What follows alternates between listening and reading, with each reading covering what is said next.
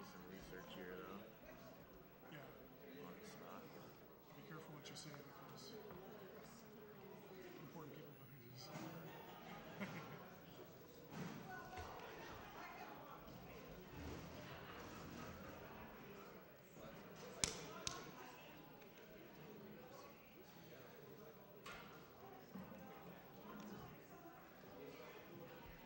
Hi Susan, how are you? Good. Yeah, I'd be happy to. Yeah. Maybe after next Wednesday or before, if you want to. Okay.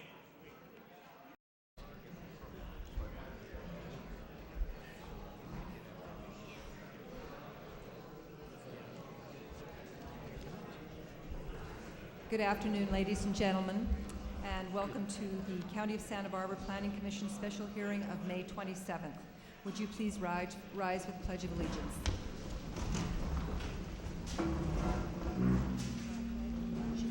To the flag of the United States of America and to the republic for which it stands, one nation, under God, indivisible, with liberty and justice for all.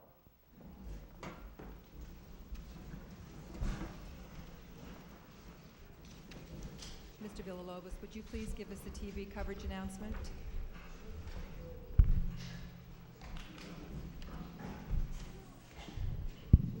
Yes, thank you. The special hearing of May 27th will not be televised live on County of Santa Barbara Television, CSB-TV, Channel 20.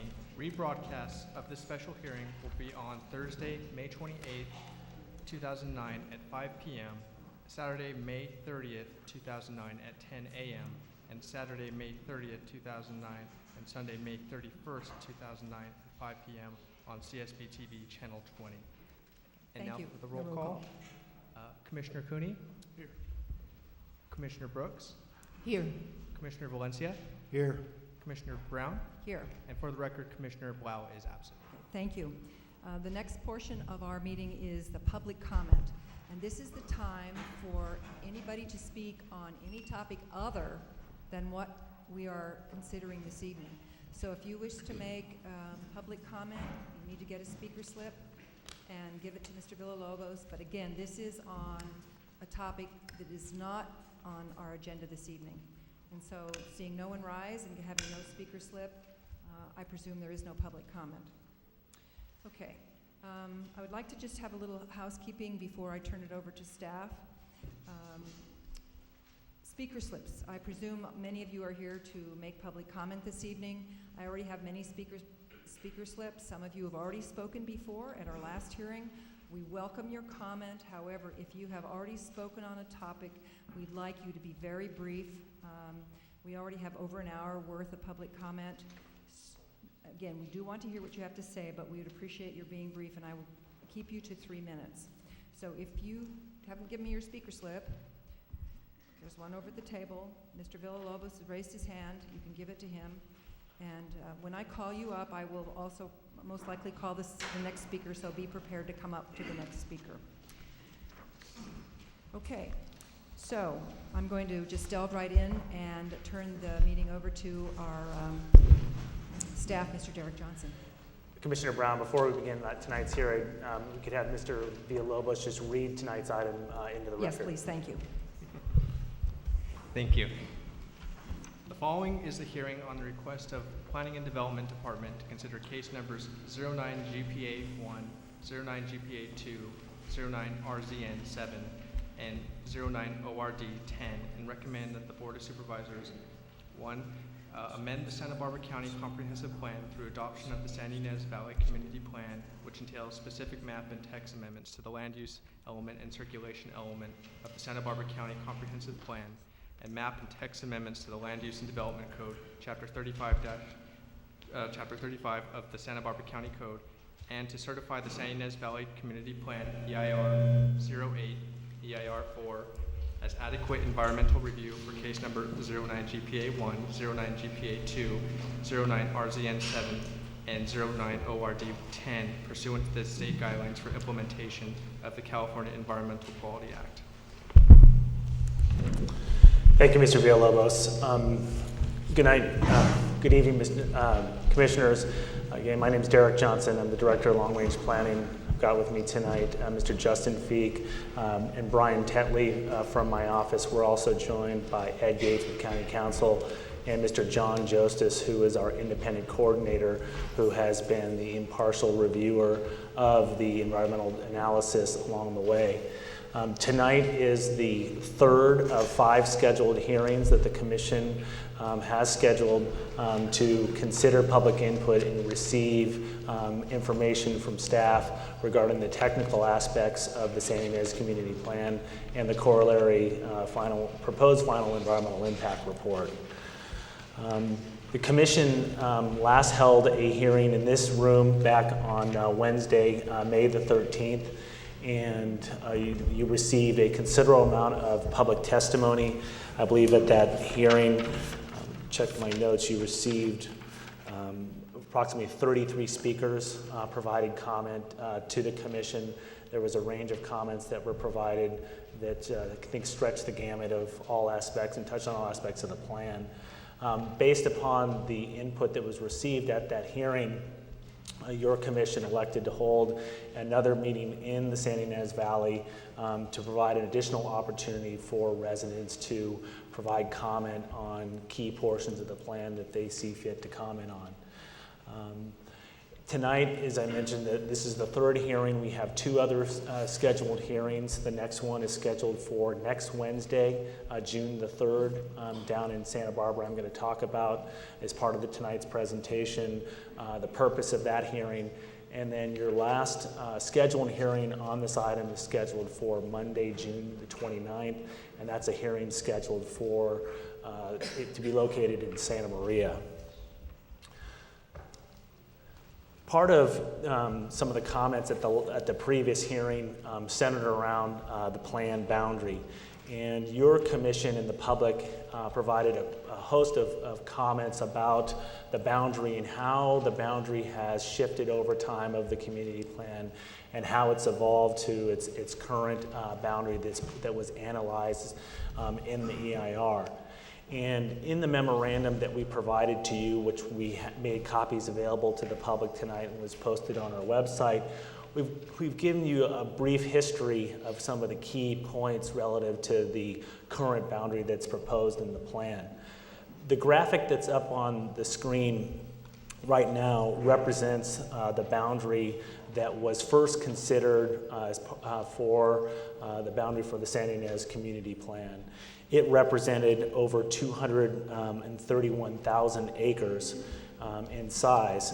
It basically stretched from the top of San Marcos Pass, roughly just to the south, up to the ridgetop along the San Ynez Mountains, to the west, just beyond the city of Buellton, and then to the north, out to Zaca Lake and along the mountain range. Ultimately, that plan was initiated for environmental review. The plan was later withdrawn from environmental review, and in January of 2005, the Agriculture Advisory Committee made a recommendation to the board to make significant modifications to the boundary. And in response to that, in February of 2005, the board adopted a resolution modifying the plan boundary and changing it from 231,000 acres to about 46,000 acres today. That's a reduction of about 180,000 acres in size. Oops. This is the current boundary as it stands today. Again, roughly about 46,000 acres. At your last presentation from staff, there were some proposals and some maps that were provided to the Commission based upon a recommendation by the AAC. And we have provided you some additional data in your memorandum to clarify some of the details relative to the proposed plan size, relative to the other community plans that are found in Santa Barbara County. One of the points that I think has been made by the public is, should the boundary be drawn inward to basically be coterminous with the rural boundary, there would be a series of EDRNs that would be outside the plan boundary. And that is something that I think early on, as the board and the commission the committees wrestled with the plan boundary, ultimately they came to a conclusion about the boundary that's in the plan, largely to ensure that some of the key EDRNs that are on the periphery of the plan boundary remained within the plan and covered by the policies and development standards. Additionally, your commission asked some questions about the Williamson Act, and specifically, there was a question about how many parcels within the boundary are covered under the Williamson Act. And there's roughly about 20,000 acres of parcels that are within the Williamson Act. There's roughly 94 contracts. Attachment 2 in your memoranda gave you an overview of those parcels which are under contract and the ones that have given notice to the county that they'd like to be removed from the contract. Your commission additionally asked staff some questions about the reasons why staff had made a recommendation to support the downzone alternative. And there were some questions regarding the reasons why and the effect of the downzone and what it would have on our housing element, specifically the inventory that is included in our 2003 to 2008 element. And again, staff's recommendation for the downzone alternative was primarily related to one of the pinnacle goals of the plan, which that main goal, which I think is the starting point for all of the other policies and development standards, and it rolls from that, that main policy, is to maintain the San Ynez Valley's rural character and agriculture tradition while accommodating some well-planned growth within the township boundaries that is compatible with the surrounding uses. In response to the question of the effect of the downzone on affordable housing, we provided in your memorandum an analysis, and we've concluded that the slight reduction in RSUs related to the change in Ag 1 to Ag 2 would have no effect on our housing element inventory as it relates to our current and pending certification with HCD. There were some additional questions about the methodology and approach to how staff had conducted the build-out analysis in the EIR. Specifically, there were some questions related to the use of APNs and whether or not the APNs had, in effect, undercounted the amount of units looking at the 20-year and theoretical horizon. And we want to note that the use of the assessor's parcel maps is a standard practice that I think our agency uses and a lot of other jurisdictions use. We use that approach in combination with the amount of vacant land in combination with the land use designation. So we believe that the APNs in combination with doing a build-out analysis that looks at the land use designation arrives at a fairly accurate build-out assessment given the programmatic nature of the EIR. And we think it's a confident analysis, and it looks at the impacts of that build-out in a very, I think, widely supported fashion. Your commission also had some questions about some of the implementing ordinance. I won't go into the great detail tonight about those. Tonight, I think, as you discuss or hear comments about some of these issues, what staff will be doing is we'll be taking notes, and based upon the discussion that you're going to have next week, where staff anticipates receiving direction from the commission on a whole wide range of issues, which will probably encompass the list that's up on the screen tonight, we expect that we'll come back with modification to the implementing ordinances and resolutions that was first distributed to the commission as part of your packet for the May 4th meeting. Specifically, Commissioner Brooks had some questions about the role of LAFCO and how the plan how does it address and how is it consistent with LAFCO's charge. And LAFCO's charge is one of discouraging urban sprawl and the encouragement of orderly government boundaries based on local circumstances and conditions. There's one policy and an action item contained in the plan. Those are found on page 21 that provide guidance to the county should any jurisdictions contained within the plan area propose lands to be annexed to their jurisdiction. Moving on to affordable housing, again, there was questions about what was the core approach and the philosophy behind the policy framework for providing affordable housing within the community plan. And the philosophy was born out of an in-depth process that was community-based, based upon a housing summit group that included representatives of nonprofit housing providers, community groups, county HCD, the city of Buellton, and the former 3rd District office. The group worked together in combination to come up with this core approach. And so what is the core approach? The core approach is essentially to provide housing that focuses on residential second units and ag employee housing and mixed use residential. Those tools were found to be the appropriate land use tools that were context sensitive that fit within the valley. Despite that core approach, there were the 4 additional affordable housing sites that were identified that you've heard a fair amount of speakers give testimony on. And we have provided you some additional information in your packet regarding the applicability and how the affordable overlay sites actually work. I do want to point out that in our analysis and information that we provided to you in your packet, that we did make one error, and that there is a distinction between the affordable housing overlays that are proposed for Santa Ynez compared to the rest of the valley. In the valley, in order to take advantage of the affordable housing overlay, only 30% of the units must meet the very low income as compared to the rest of the county, where 50% or more of the units can have a mix of affordable income levels.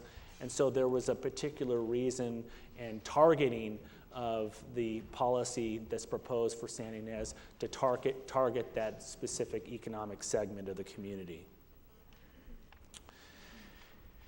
With regards to heritage sites, there was additional information that was provided to your commission, providing a description and overview of the overlay. And just again, this is a unique overlay that would be just for the Santa Ynez Valley. This overlay is currently not part of the county's land use development code. This overlay is the project description that was analyzed in the EIR, and the downzone alternative was the alternative to that particular overlay. Should your commission decide to recommend to the board to adopt the downzone alternative in lieu of the heritage overlay, the proposals and the implementing ordinances and resolutions that would come back to your commission would not propose to incorporate that heritage site overlay into the LUDC. There was specifically a question about how would you operationalize the heritage overlay. Specifically, there was the questions related to the role of the planning advisory committees, which have been really the backbone of the county's approach to developing community plans. And the heritage site overlay calls for that any sites that are proposed to be subdivided that are within that overlay, should that be adopted, would need to be reviewed by the Planning Advisory Committee, and then a recommendation from that body made to the commission and board before the consideration of that subdivision is made. There are specific findings that are accompanying the heritage site overlay. We've heard some comments that the findings that are contained in the proposed ordinance amendments may not be strong enough, should your commission decide to pursue that overlay. And certainly we believe it's within the range of your discretion to make a recommendation to the board to make modification to the findings and add additional findings as the commission seems appropriate. Biological resources, there was a comment and concern expressed about the 25-foot setback as compared to the typical 50 feet setback. And we believe, again, that it's within your commission's discretion to adjust that number, to have it and standardize it with the rest of the county if you think that's appropriate. In the memorandum that we provided to your commission, we provided a brief history and background as to why the GPAC and VPAC recommended, I think it was just the VPAC had recommended the 25-foot. In regards to wastewater, we indicated some new, or brought to the Commission's attention some specific policies and action items related to the provision of municipal wastewater services. I think there was an underlying concern during the process that the extension of municipal wastewater services, i.e. sewerization of certain areas within the valley, may lead to additional urban growth and it may be a catalyst for urban growth. And we provided you some of the policies that really attempt to make sure that it's only done for specific purposes, and that's for purposes related to the protection of public health. Groundwater, there was a comment about the significance finding, the Class 1 determination that was made in the EIR relative to the impacts to specifically the Santa Ynez Uplands Basin. And as was outlined in your memorandum, there is and continues to be ongoing technical disagreement about the status of that basin and whether or not it is in overdraft or not. There are emerging questions about how much infiltration and recharge may be occurring within that basin as a result of the importation of state water, which is additional water that's been brought in the basin since the last groundwater study was done. At the last meeting, I did highlight to your commission that the county will be undertaking a very extensive analysis of additional groundwater basins in the county. Right now, Public Works staff is doing intensive analysis of the Cuyama Basin. The next basin that they are planning to take a look at is the Uplands Basin, and then followed by that, they're going to take a look at the San Antonio Basin.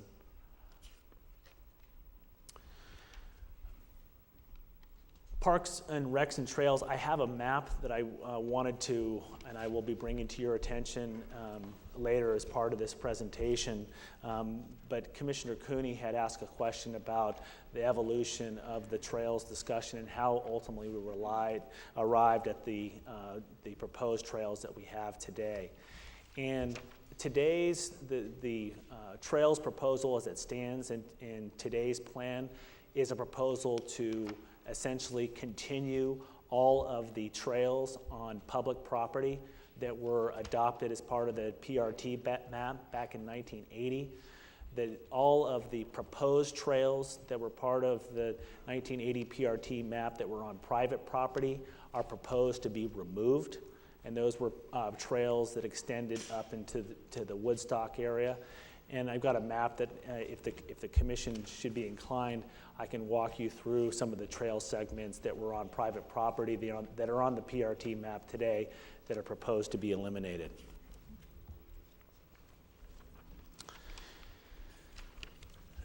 There was a request from the commission to also ask staff to come back with some analysis and to try to make the bridge between the plan and the policies relative to agriculture and some of the policies that are contained in the county's agricultural element. And our analysis, of course, and we've determined as part of the EIR, is that the plan policies are certainly consistent with the agricultural element. We believe that they implement the agricultural element for the specific issues related to agriculture within the San Ynez Valley. And in our document, I think we provided references to your commission relative to some of the key policies that are found in the ag element that relate, I think, were the starting point for some of the specific policies in the plan. We heard a fair amount of testimony at the last meeting about the operations of tasting rooms, specifically in the Los Olivos townships. And in your memorandum, we provided you with some background. Today, we know that there are about 13 on-sale licenses, which include restaurants and bars, and 15 off-sale licenses in the area of Los Olivos. Wine tasting rooms, in particular, are regulated by the Department of Alcohol Beverage Control Board, otherwise known as ABC. The ABC board issues alcohol permits to qualified persons for the sale of on or off sale alcohol if the underlying zone district permits it. And in most cases within the townships of San Ynez and Los Olivos, those zone districts are C2 or C1, and so it's a permitted use that's allowed. Many jurisdictions have taken the opportunity to come up with additional policies and standards related to controlling alcohol. And this is something that the Alcohol Beverage Control Board actually encourages of local agencies when there are emerging problems relative to alcohol to look at such tools as a conditional use permit as a mechanism of placing controls and looking at the density and hours of operation and the relationship of alcohol establishments to residential areas to make sure that they're compatible. As part of the memorandum that was sent to the commission, we provided you a suggested action item which could be added to the plan that would call for the county at a future date to take a look at the policies in the plan and possibly make modifications and then come up with a context-sensitive, appropriate solution for the valley to address some of the concerns that the residents have made. One of the comments that was made by the commission is does the county have the ability to place a moratorium on tasting rooms?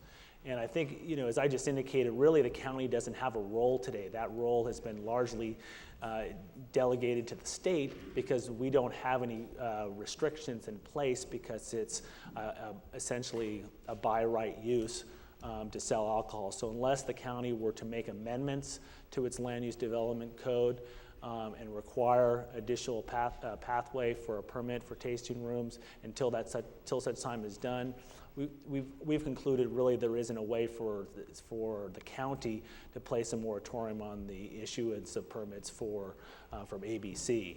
Certainly, the commission could make a recommendation to the board to provide some sort of letter to the ABC should the county decide to amend the plan to add the action item indicating to ABC that the county intends to come up with appropriate tools to address the problems. Mr. Schmalz provided some testimony at the last meeting about his parcel, and he's provided an additional letter to the commission tonight about whether his property should qualify for the D-design overlay. His property is just to the southwest of Buellton as you approach on Highway 101 from the south. It's just over the road over the other side of Santa Rosa Road. Staff went out and did some analysis. Our conclusion and recommendation to your commission is that you keep it within the D-design overlay. I think Mr. Smalls expressed to the commission a concern about that it wasn't visible, and I just want to remind the commission that there is a provision within the proposed overlay within the San Ynez Valley that ag structures less than 1,000 square feet or if your structure is not visible from a public roadway or from a public viewing point, it's exempt anyways, even if you are within the overlay. Regarding traffic and circulation, there were a considerable amount of comments relative to the operations of Highway 154 and 246. And the EIR's discussion of some of the operational ideas, if you will, that Caltrans has considered to deal with the sub-level of service standards, both today and projected out over a 20-year horizon.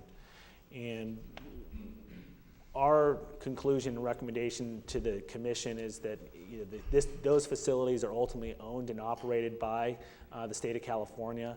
Certainly, I think the county has an obligation to work with Caltrans about the ideas that were discussed previously, but then disclosed as part of our analysis in the EIR. We certainly would want to work with Caltrans, and any testimony that the public and the commission provides about some of the preferred alternatives that Caltrans has discussed, we want to make sure that we bring that information forward to Caltrans at the appropriate time. Last but not least is historical resources.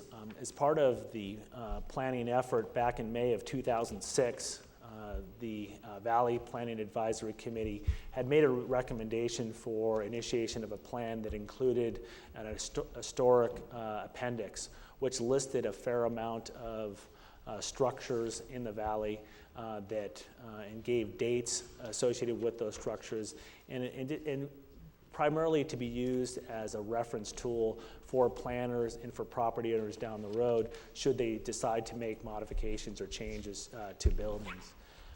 Based upon a considerable amount of concern about the possible unintended consequences of including such an appendix in the plan, the Board of Supervisors ultimately decided to initiate a plan that removed that appendix. And there has been suggestions made in writing to your commission and questions about the ability to insert that appendix back into the plan. And we certainly think that it would be permissible for your commission to make that recommendation to the board.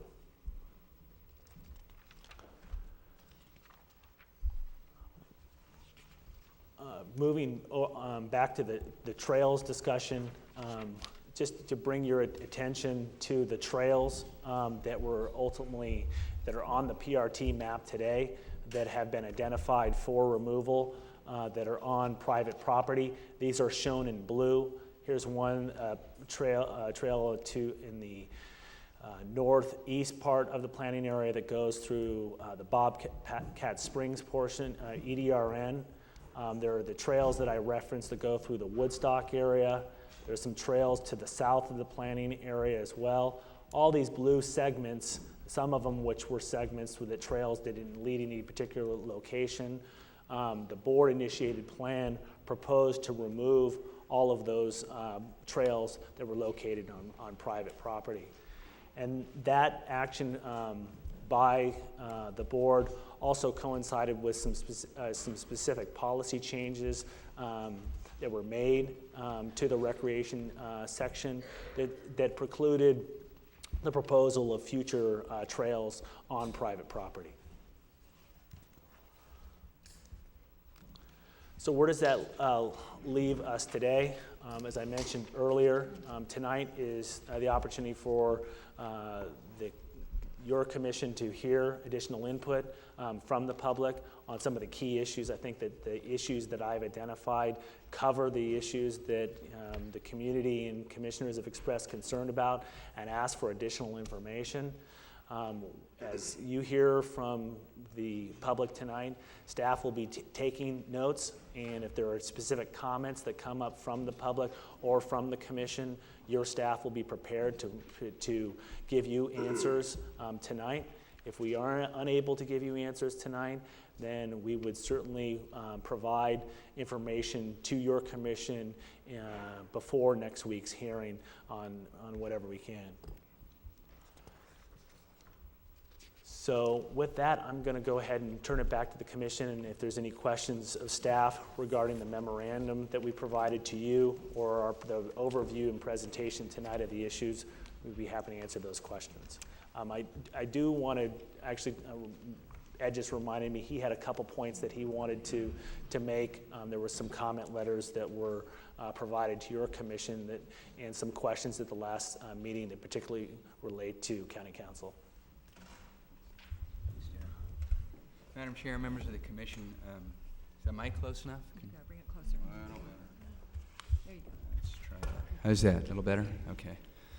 Yes, as Mr. Johnson mentioned, there are some questions both by members of your commission and from the public about some issues that specifically requested that County Council respond to those. So there's actually 6 issues that I'm going to discuss briefly today. A couple of them have been addressed previously by me or by Mr. Johnson in his testimony or in staff reports. The first issue regards notice regarding this potential downzoning that's part of the community plan. And the question, one of the questions is specifically whether the notice received by the landowners who are affected by the community plan was adequate and whether it conforms to county policies. The county doesn't have policies regarding notice of specific landowners for legislative acts such as downzoning. It does for permits, and that's a different subject that doesn't apply here. The government code, however, does have a provision that addresses this issue, and that's section 65353B of the government code, which requires individual notice of property owners whose land will be rezoned. We have given that notice adequately, appropriately. On April 17th, notices were sent to the landowners here in the San Ynez Valley who will be affected by any downzoning. The second issue or question regarded whether landowners have any duties of due diligence to track land use or other regulations that could affect their properties. The answer is no. A landowner has no specific statutory duty to track any land use or regulatory processes. It is certainly in their interest to track any legislative actions that might affect their property. And as I mentioned before, we have given notice to those landowners who may be affected. The third issue is something we've heard a couple times, and from Commissioner Blau and Commissioner Brooks, as well as the public. And I'm going to take a couple minutes to maybe do a little bit of explanation on this issue in that regards, rezoning and possible effects of that rezoning that might be considered a taking under the United States Constitution under Articles 5 and 14, which require just compensation of any taking of private property for government use. There's essentially 3 types of takings, and one of those is where there's a complete or partial occupation of the land or the parcel by the government. That is not the case here. We are not moving in. The county is not going to be occupying any land. The second area is a regulatory taking type of where there's a regulation passed that would not allow any possible reasonable use allowed of that property. That is addressed in the Supreme Court case Lucas versus South Carolina, and such takings, and that would be considered a taking where there is no reasonable use, where no building or no construction or any economic use of that property would result from the takings. That is also, again, not the case here with the rezoning and the community plan. All of the zoning designations allow for construction of buildings, including residences, on those lots. A third area of takings is where property is dedicated for public use, such as getting an easement for a right-of-way for utilities or a road or a bike path. Right now, the community plan does not specifically require that. That may happen future because of the community plan, but we do assess those impacts in the EIR, but right now there's no action to actually exact any dedication of land from any landowner. The fourth area of regulatory of takings is another area of regulatory takings, and that is where a taking basically, as the Supreme Court in the Penn Central case goes too far. That probably strikes you about as clear as the Supreme Court's definition of pornography we all have heard about. I know it when I see it. It's not a very clear guideline. However, in the instance that we have at hand, let me back up a little bit. There's several different factors to take into account. One of the main ones is whether an individual property owner is being singled out by the government for regulatory action on their property that doesn't happen to other landowners. That's the Lingle versus Chevron Supreme Court case. But again, since there are, let me see the statistics at we sent out 893 specific notices to landowners. So it's possible that 893 people are affected.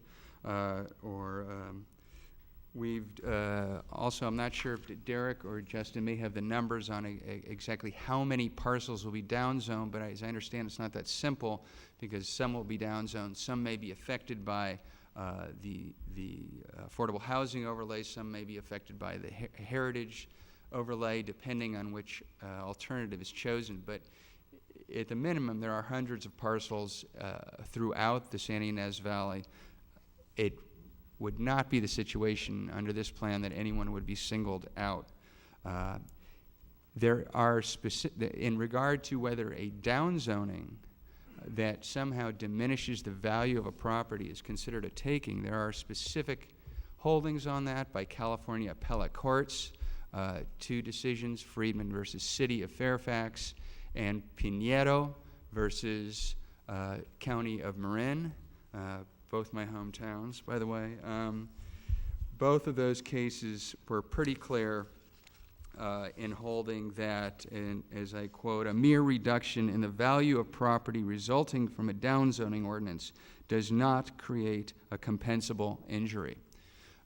So that's pretty clear in the state of California that a downzoning does not create a taking or a compensable injury.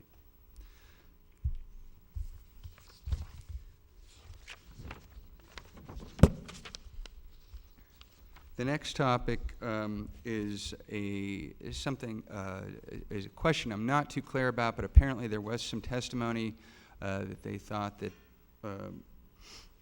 there's some right by families to not have their land subdivided. There is no such concept in California land use law or anywhere else in the United States as far as I'm concerned. The zoning applies to everybody equally, whether they're inheriting that land or whether they're purchasing it or whether they themselves are subdividing it or selling it to anybody else. The fifth issue, it regards legal non-conforming parcels. I had some discussion about this in the first meeting in Santa Maria. It's discussed in section 2 of the Planning Commission staff report, and there's some slides that address it, 19 to 27 on the May 13th PowerPoint. And a couple points here, and they're, again, to back up a little bit, there's 3 different types of non-conforming that are addressed by our Land Use and Development Code: uses, parcels, and structures. Uses are the ones that are discouraged. So if the use is changed from residential to commercial, then the county policy is to encourage eventually the elimination of that non-conforming use. That is not the case with the proposed alternatives in the Santa Ynez Community Plan. As far as non-conforming structures, generally you cannot expand or intensify a non-compliant structure, but if under the new rezoning, if a setback or a height or a bulk limitation or an addition is allowed, then the person can indeed expand that use as long as it fits the new zoning. As far as the final area, which I think is the focus of the question, the county really doesn't have any restrictions on non-conforming parcels. If your property's downzoned from Ag 220 to Ag 240, the only limitation is that you must meet the zoning restrictions of Ag 240, the new zoning. So you are able to build on that property either way. And as far as rebuilding after disaster, that's permitted under all those instances, all those circumstances. Let's see. The final area was a question that came up recently regarding a pending land use permit application. The point is that we can process those permit applications, but that permit application has to conform to both the existing zoning and the amendment that has been initiated by the board. So somebody can submit an application right now in the next month or so before this is the community plan is amended, but they have to take into account both what the existing zoning and what the amendment has been that the board initiated. Okay. Great. Does any member of the commission have a question for Mr. Johnson or Mr. Yates? Madam Chair, I think I'd like to hold all my questions till the end so that everybody gets so I can hear.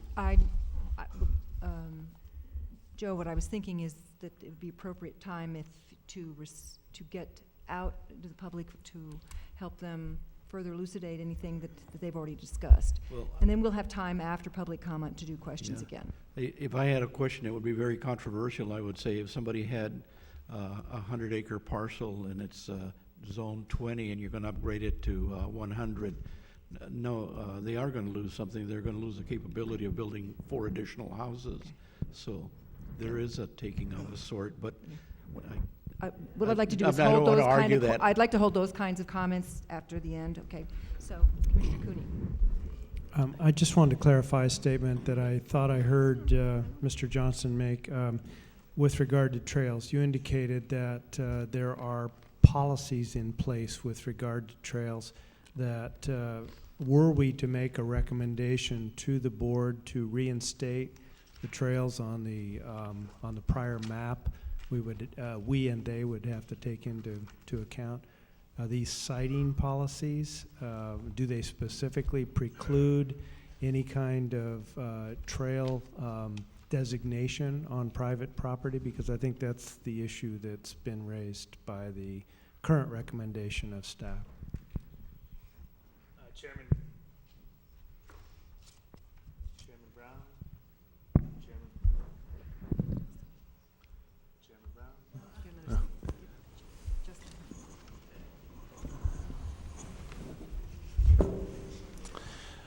Chairman Brown and Commissioner Cooney, there is a policy that's contained in the draft community plan. It's policy PRT Santa Ynez Valley 1, and that policy indicates that new trails shall be limited to non-motorized vehicle use and shall only be proposed on public property or public roads.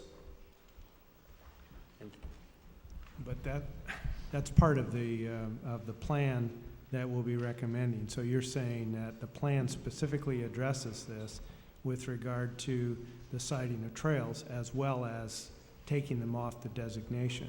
So if we were to recommend a contrary position, it would also affect that particular policy. Correct. What the PRT map does is take trails off of, existing trails off of, proposed trails off of private property, and concurrently would include a policy that would preclude their future siting on private property. Thank you. Commissioner Brooks? Yes, thank you, Chair Brown.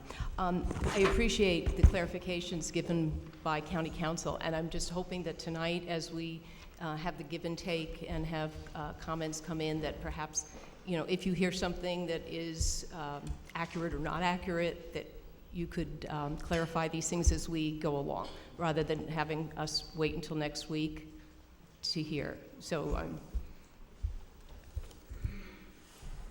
I'm hoping that that can be accomplished. Thank you. Madam Chair, Commissioner Brooks, I would be happy to do so, certainly. I think it is somewhat the prerogative of the chair to make the decision how the process goes forward here,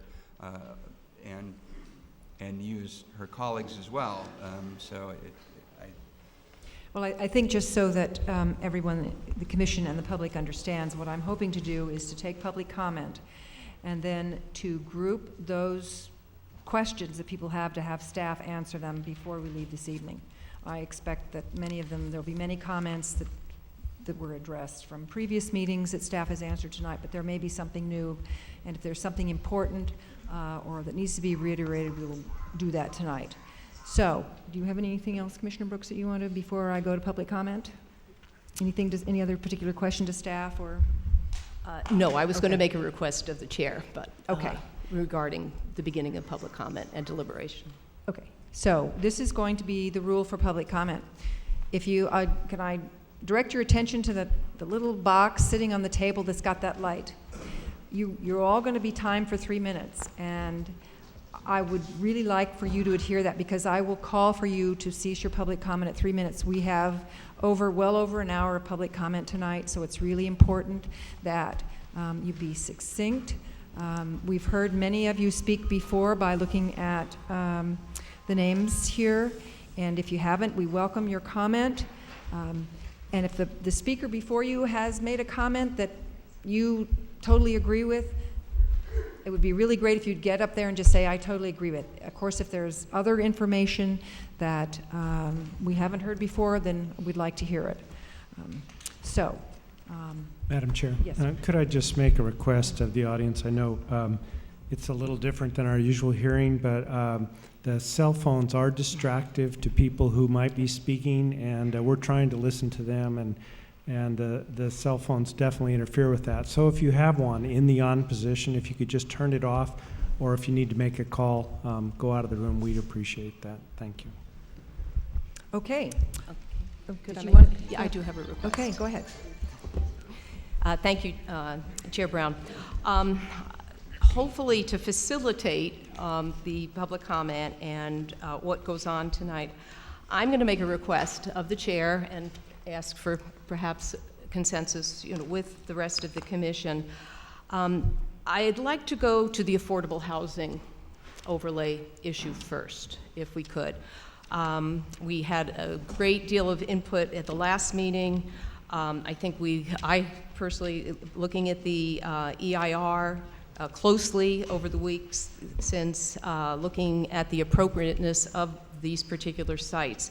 And I'm just probably going to ask if there's, would it be appropriate for us to begin with that issue, ask for public comment on that particular issue, and to see if we could get into some deliberation tonight. All right, what I'm hoping to do is, because rather than separate all these out because everyone has a different issue, I think your concern is, I think it would be important to address what your concern is now, to put it to the commission, and if the commission needs, I don't think we want to get into deliberation tonight, but if there is an indication from the commission that may help smooth some of the public testimony, so perhaps you would take it in that format rather than for us going on to deliberation. Okay, I would do that. Okay, go ahead. So Yeah. I think you have some, what would you like to do with the affordable housing sites? I think what I would like to do is, as I look at it, I'm looking at whether these are appropriate sites or not. I have some concerns about that. I would like to perhaps look at the language with the affordable housing oversights, looking at the site specifically. I mean, I haven't seen any support for that. We have gotten new information about, the need for the 4 particular sites, and I would just like to address that. Okay. And getting the public comment. Okay, well, I think what I'd like to do is, I think what I hear you say is that, and I don't want to speak for the commission, but I think that we can get it back to staff is that if there is a consensus at the commission that the affordable housing site's being taken out of the plan. I think is that what you would like to see happen? Okay. Okay, hold your comment. Please, no clapping. It disrupts our meeting, and it's not appropriate at this forum. Okay, we're not a basketball game, and so perhaps I can hear from each commissioner how they feel about this, and because what we're ultimately going to do is at the end of this hearing provide direction back to staff about how to proceed with this. And if it is a consensus, or if I have the commissioners here, then I think we pass to Mr. Johnson that that's something that'll be considered for the next meeting to remove the affordable housing sites. Madam Chair. Madam Chair, I concur with Commissioner Brooks, and however, the deliberation would be premature, I think, because, but I do concur that maybe try to get the majority of the people to tell us about how they feel about affordable housing, which seems to be probably the number 1 or number 2 item that is really irking them. So I support that. Okay. Well, I think that I certainly would support the staff looking at to remove the affordable housing sites from the plan. So, unless you have anything further, Commissioner Cooney, I'll go ahead with public comment, and then our first speaker is C.J. Jackson, followed by Mike Stinson.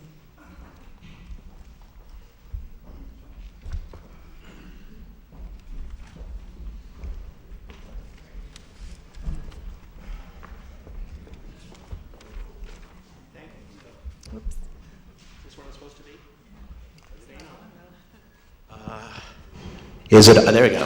Okay. I keep showing up at the beginning of these hearings. People are going to think I know somebody. I'm here just to talk about one issue that I brought up before, and I brought a map for it. I spoke about boundaries. I spoke about the southernmost boundary of the plan. And I talked about parcels being included, and a moving boundary and a moving target. And Mr. Johnson has addressed some of it.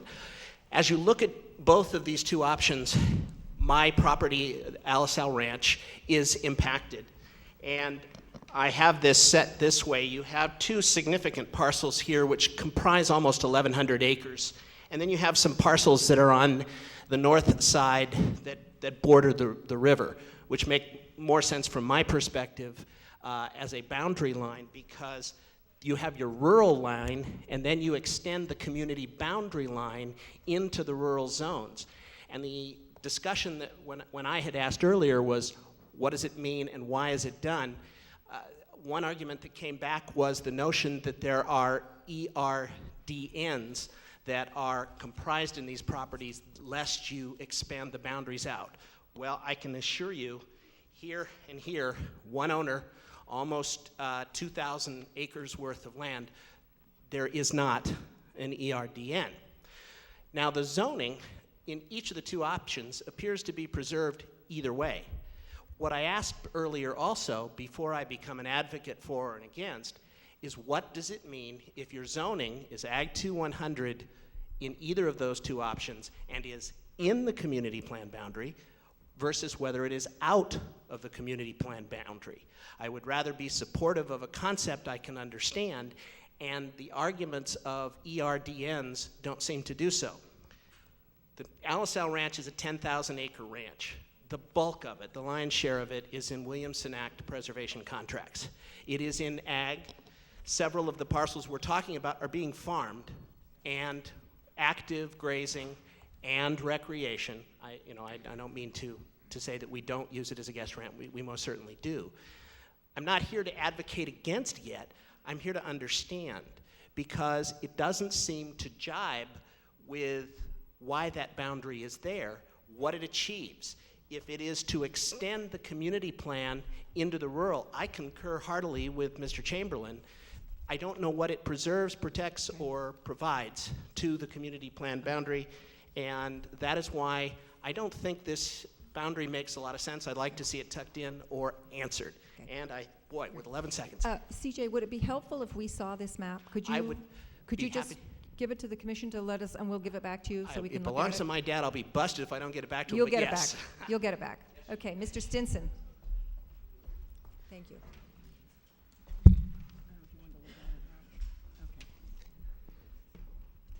Hi, Mike Stinson, 2140 High Meadow Road, Solvang. This is my first time speaking before the committee, and this will be the fundamentalist view, as I'm not up on all the legal and planning issues. But I can't help but notice with all the staff and the planning committee and these plans that the county has spent millions of dollars toward this community plan. I'd like to kind of know where that money is coming from. It seems that the state housing mandate must be driving this. The county isn't in a really great financial position right now, but we have this onslaught to come and do something with the valley, like it hasn't survived on its own for the last couple hundred years. So if the state housing mandate, I just never knew what a mandate was. I didn't know we had a king in California that came down and said, I will mandate to my subjects that you will build houses, and that the County of Santa Barbara Planning Commission has to follow that. The reality is there shouldn't be one more house in this valley until infrastructure goes in. Now, you're the planning committee. I've been dealing with the Solvang Planning Committee, and there's no planning going on. There's just, here's what we're gonna build going on. Planning would say that you're gonna put infrastructure in and make the proper decisions for things to work. That's not the case. In the point of reality, at last night's City of Solvang meeting, they're not built out for a lot of housing projects. They're already approved, state parks, Skit Mesa, etc.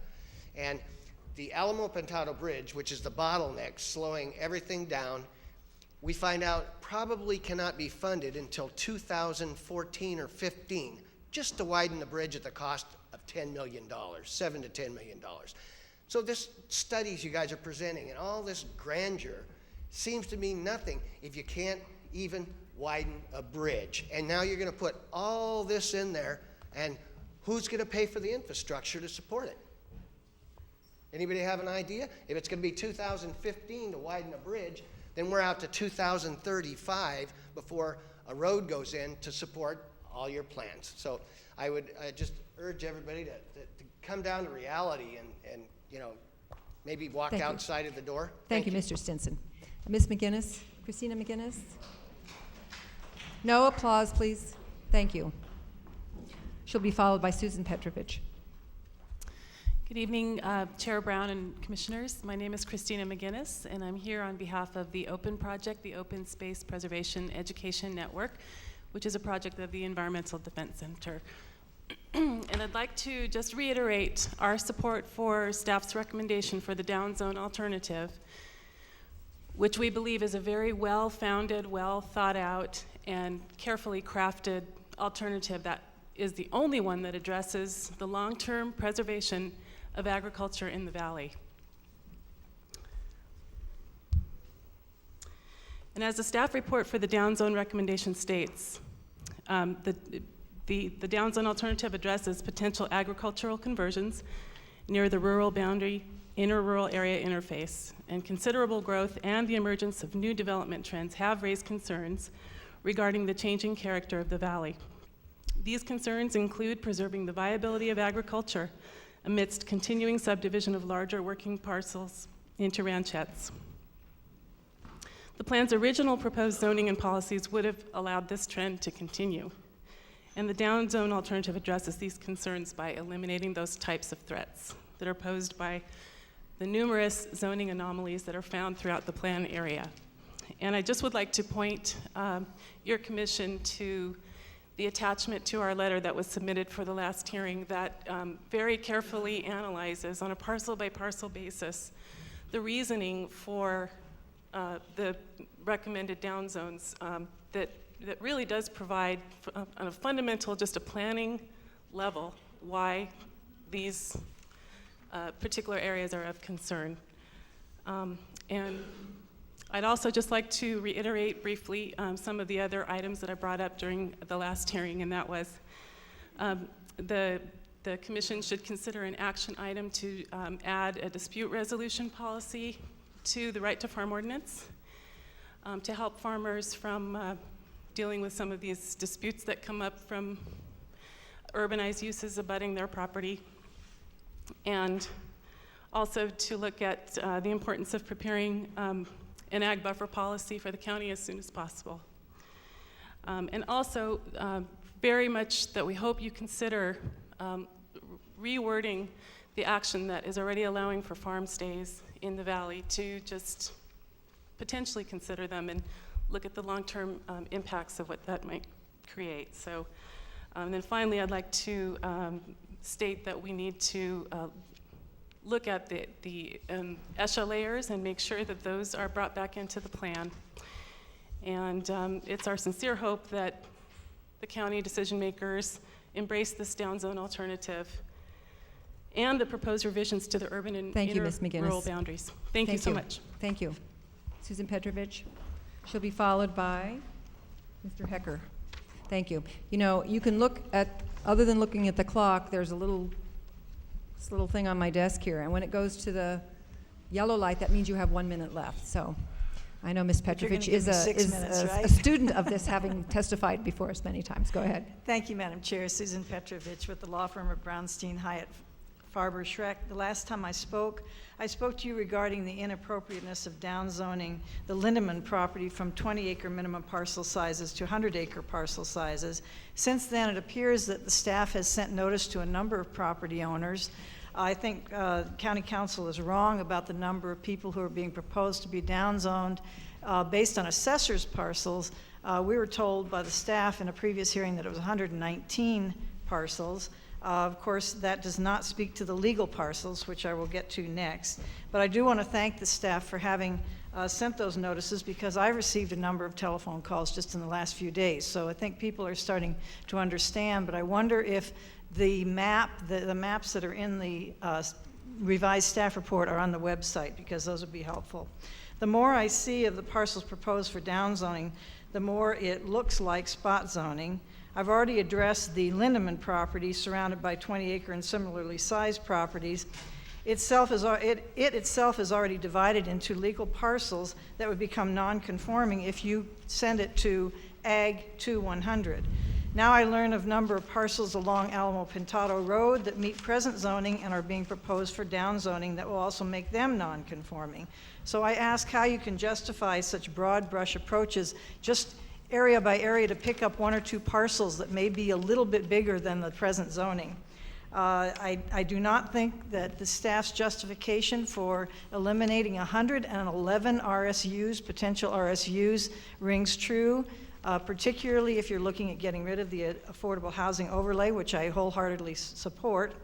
I also want to revisit this continuing concern, though, about the existing legal parcels not being shown anywhere. They're not shown on any maps, they're not mentioned in any staff report, they're not in the final EIR or any other presentation so far. The staff's answer is, well, that's the way we've always done it. That's not good enough. We're supposed to be having accurate information here, especially if you're going to make a finding that somehow we're preserving agriculture. Shouldn't we know the size of the parcels that are encompassed within these proposed downzone parcels? It just paints a false picture of the baseline, and it's misleading as to all the environmental impacts. And to demonstrate this, I would like to ask that Shelley Ingram be allowed to speak next, because we've sort of had a joint presentation. That's fine. And she wants to do a quick little Okay. PowerPoint. Great. Thank you. I just want to make sure that it's not going to take any more than 3 minutes. Okay, thank you.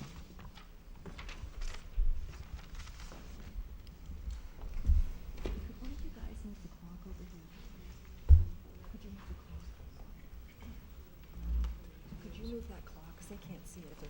Just move it quick. Yeah. Do that. Yeah, well, or someplace where we could see it. Good evening, Commissioners. My name is Shelley Ingram. I'm with M&S Engineers. I'm here tonight to speak for... Shelley, would you speak up to the microphone, please? Sorry. I'm here. My name is Shelley Ingram. I'm with M&S Engineers. I'm here tonight to speak to the downzoning question, and I would like to just show you this brief presentation. Here's the map that was in the staff report. Here's a zoomed-in version.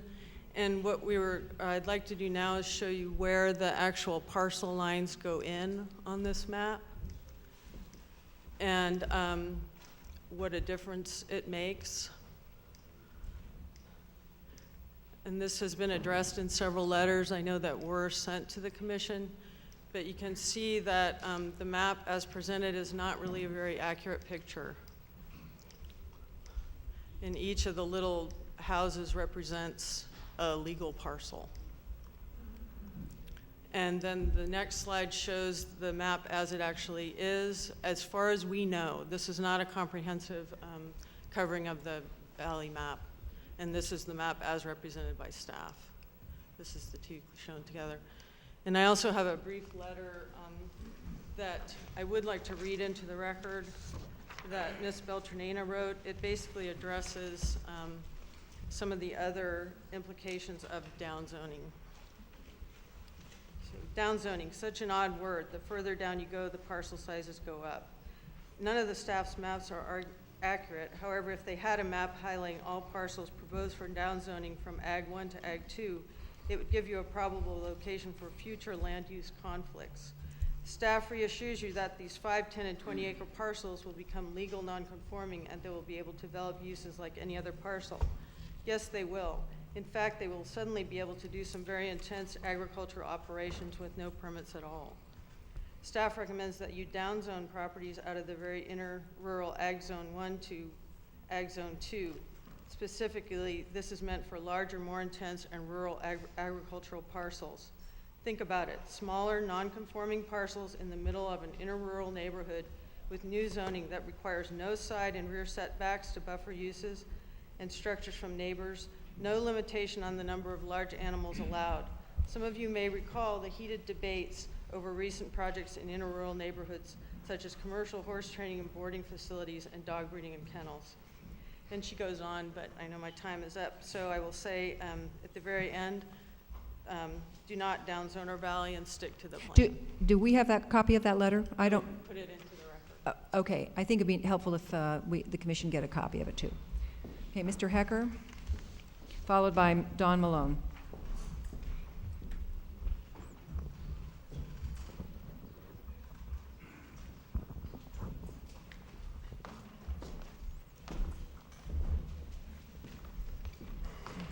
Good evening, commissioners and county staff. My name is Michael Hecker. I grew up here and currently reside in Buellton with my young family. I'm a well-known bicyclist and bicycling advocate and the owner of 2 valley-based small businesses. My family has lived here since the 1950s. Thank you for affording me the opportunity to speak before you tonight. I'm here to voice my concern that there are not enough passive recreational facilities here in the valley. In particular, I bring to your attention the fact that in prior SYV community plans, there was an inclusion of the Santa Ynez River Trail. It has since been removed from this current document. 5 years ago, the Santa Barbara Bicycle Coalition, with the aid of several bicycling advocates, generated a petition that garnered nearly 1,000 signatures of support of this trail. What is envisioned with the river trail is a Class 1 paved bicycle path with an adjacent decomposed granite multi-purpose use trail for equestrians and other users. The dedicated path and DG trail would be divided by a split rail fence and would have benches to provide viewing of the river and other vistas. A great example of this is the Ojai River Trail down in Ventura County. Let me be clear here. I do not want to see a network of Class 1 multi-use paths all around the valley. Nor do I believe in violating private property owners' rights without compensation. However, sometimes the community's greater good needs to be addressed over the concerns of a few. And building the river trail is doing a greater long-term community service. This multi-use river trail would begin at the Santa Rosa Road US 101 exit in Buellton and follow along the south side of the Santa Ynez River. One of the property owners whose land the river trail crosses is in support of this goal.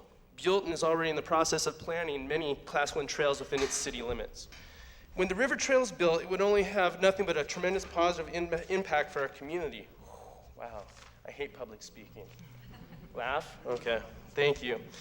Number one, it would provide an off-street location for locals, families, and their children, as well as tourists to enjoy bicycle riding, walking, jogging, and horseback riding. Two, it could provide long-awaited and badly needed legal access to one of our community's greatest resources, yet one of its most underutilized, the river. It would provide a safer route between Solvang and Buellton for cyclists, thus reducing friction between automobiles and bicycles. Bottom line is it would add even more of an effect to our trickle-down tourism-based economy. I realize that it's too late to get it placed back on this plan. However, I do know that you can add it as an action item, and I would strongly encourage you to address it in the very near future. Good, thank you. Thank you.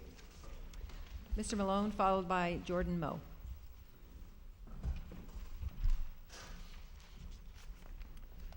Good evening. I'm Don Malone from Janet Acres, and I've got a few affordable housing issues to go over. The EIR noise analysts sampled the road noise at sites near the affordable housing overlay. The analysis was based on the assertion that traffic noise was the loudest noise in the valley, and a sample of 2 days of data on 8 sites taken about a year and a half ago. My experience has been that the loudest noises are caused directly by people rather than by rolling automobile traffic. I mean things like kids playing, alarms, music, parties, pets, garbage collection trucks, lawnmowers, and leaf blowers. The EIR goes into what the proposed affordable housing would require to be protected by the street vehicle noise. I haven't found anywhere that the current neighbors would be protected from noise emanating from the affordable housing units themselves. This is a concern in the EIR only during construction of the affordable housing. The focus is on traffic noise affecting the proposed affordable houses. It is not based on the effects of noise from the potential new housing except during construction. I would expect more annoyance from household noises emanating from sound from around 150 new neighbors. These 150 would replace about 4 current neighbors, a big difference. I have not found anything in the EIR addressing resident-generated noises. Thank you. Okay, thank you. Mr. Moe?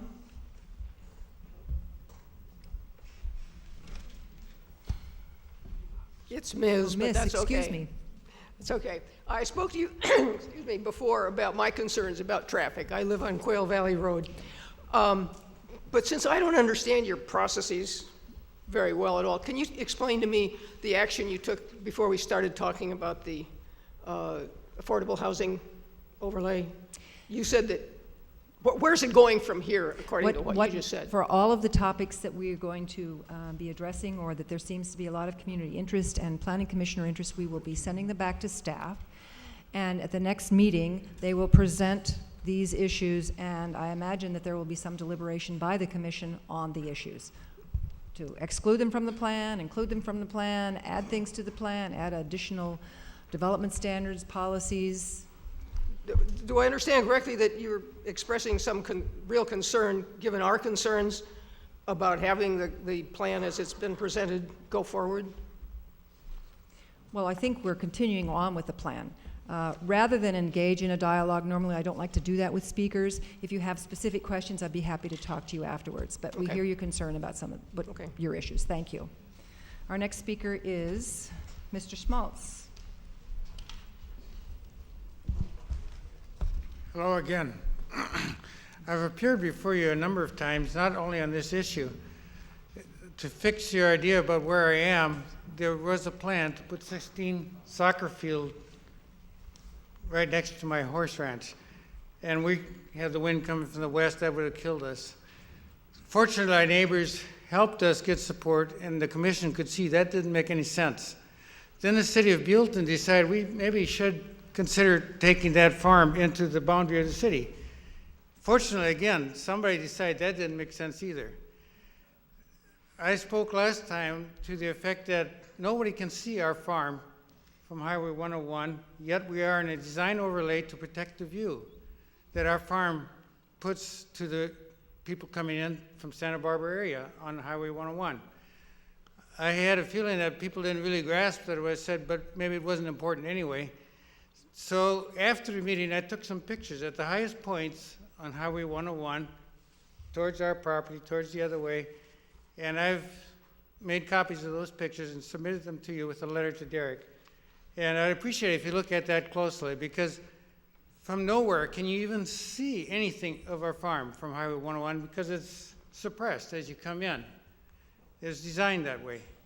There's just no sense that this decision must have been made from some desk somewhere remote that saw a map and said, oh, that's very close. Let's put them in a design overlay. Derek assures me that if it can't be seen, it doesn't matter. I don't really want to live with that reassurance. I would like you to take me out of that overlay map. It's a very simple thing, and it's a mistake. But I think in a plan this thick, there are probably about 200 more mistakes just like that, where nobody else cares, but I do. And for that party, nobody else cares, but they do. So this is so easy to fix a mistake. Just do it, and then it won't get pushed down the road and be in the next map and the next map.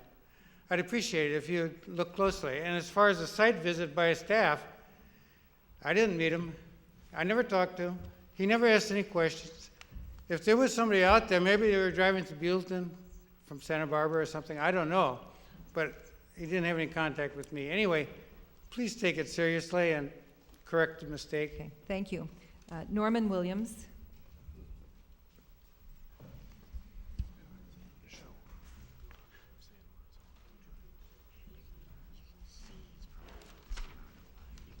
Yes, Norman Williams on 246 A40. We have my brother has a 17-acre parcel that's on Highway 246 at abuts Buellton on Highway 246 west, and I have a 40-acre parcel. I see they've overlaid that with a 40-acre zoning, and everything else around it is A5. I quite understand that it's not an ag preserve. In fact, the parcel behind it in the 1,000 acres is not an ag preserve, and they still show that in a large thing. It would seem more viable that you would want to at least have A5 around the city of Buellton to be reasonable in the future, next 25 years or whatever it takes. I would hope that possibly, well, at least the two parcels there on 246 on the west side should coincide with the other A5s that are surrounding it. And possibly the stuff on Honda Park Road along there, which is the view area, should be some other zoning than A100 because you have a large hill along there, and that's kind of a view site coming into Buellton. Seems like they ought to give it a little more consideration for visual, and considering that they're more commercial probably in the future, since they're right on the highways on both directions, 246 and 101. Thank you. Thank you. Dr. Rudy Vananu. Please excuse my pronunciation and correct it. Vanino. Vanino, Rudy thank you. Vanino. Thank you for giving me the opportunity to speak. I live in the Valley. I've lived here many years, and my children live here. My grandchildren live here. A number of years ago, I served on the GPAC, or General Plan Advisory Committee, when we were considering the general plan. And we also used a kind of a blueprint for that whole process, and that blueprint was kind of like a roadmap, which was generated from the public. A very thoughtful and very diverse group of people put this blueprint together, and so was GPAC, comprised of a variety of people from the Valley, from different and diverse backgrounds. No special interests. We were really charged with only one thing that came out of the blueprint, and that is to preserve the Valley as a rural community with beautiful views, with green belts between communities, protecting gateways, and protecting agriculture. That was really where we were all coming from. We had lots of public input over many years. We're looking at a process that took many months, many years of hard work by the community. And the community came up with an idea that is to preserve all of these ideals. And for that reason, when we went through specific areas like Los Olivos, for example, we determined that it would be a good idea to keep the urban boundary on this side of the freeway and not extended beyond, which would encourage urban sprawl, which is what we wanted to avoid the traffic impacts, et cetera, et cetera. Another one would be the triangle east of Santa Ynez. The development potential be recommended to be reduced because that would impact the gateway and the rural quality of that area. Also, the industrial park zoning right next to the gateway, right in the middle of agriculture, we recommended to put that into agriculture as well. So the environmental report has determined that alternative 2 serves these purposes and has the least impacts to the community. And the environmentally is superior alternative. So I recommend, and staff recommends, that the alternative 2 be considered. And so I urge you to do the same. Thank you. Thank you. Mr. Dorwin, followed by Alan Jones.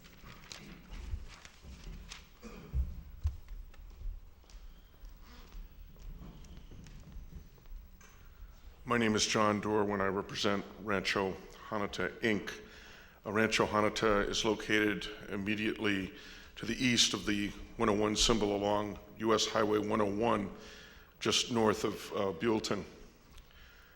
You should not apply the D overlay to any ag preserves. You've heard from a number of speakers this evening about the significance of ag preserves. I submit you should listen to these people very carefully because they have standing to enforce their ag preserve contracts under state law. I don't see how the D overlay does anything to promote ag viability. It certainly places additional processing and permitting requirements on agricultural facilities, which would not be exempt under your zoning ordinance. Given the existing ag preserve contracts, you may be constrained from impairing these contracts and future development of land within these ag preserves, whether or not they are currently in renewal or in non-renewal. Rancho Hanata objects to a dedication of its ag preserve property along U.S. Highway 101 as a view shed. The utility of the design overlay is doubtful given the policy priorities of the Williamson Act under state law and the special standing rules that owners have to enforce those rights. I would urge your council to analyze another legal issue that's lurking here in the background, and that is the contract clause. I believe the contract clause for those who hold existing ag preserve contracts constrains and limits your right to legislate in this area to the extent anything you do may impair the viability of the existing contract or the rights under that recorded instrument. The question will be, how does the design overlay promote agriculture? I believe the response will be that it does not, but it may be used as a tool to create a de facto view shade. Thank you very much. Thank you. Mr. Jones, followed by Corey Evans. Hi, my name is Alan Jones. I'm a resident of Solvang. I've lived here for 44 years, and I still consider myself a bit of a newcomer. And I think we all have the same goal here. Everybody loves the valley. Everybody wants to see it the great place, remain the great place that it is. And I think the original members of the community that created the plan back in the late 50s and early 60s did a pretty good job of preserving this valley, making it kind of a European-style valley where you go from village through farmland to village. And that's kind of the idea. That's the big picture, I think. And that's what everybody loves about this place, and that's why we live here. I think just because there's been a lot of time and effort put into this doesn't mean that the downzoning plan is the superior plan. We did a major revision in the 1980s. They downzoned a lot of the valley, and I think it's pretty good the way it is right now. Some of the things to consider, I think, are to keep it simple. Whatever the rules are, whatever the plans, just keep it simple. The staff is probably not going to be here when an applicant comes in front of the county to apply for a building permit. The supervisors change, the planning commissioners change, there's different people, but they need a clear set of rules to follow that's very easy for staff and for the applicant to understand in the future. I think the downzoning should be left as an option for the landowner. If they would like to do that, it's their option to voluntarily downzone their own land. Even though the definitions of taking, all that really applies, I think, to is compensating that person for taking.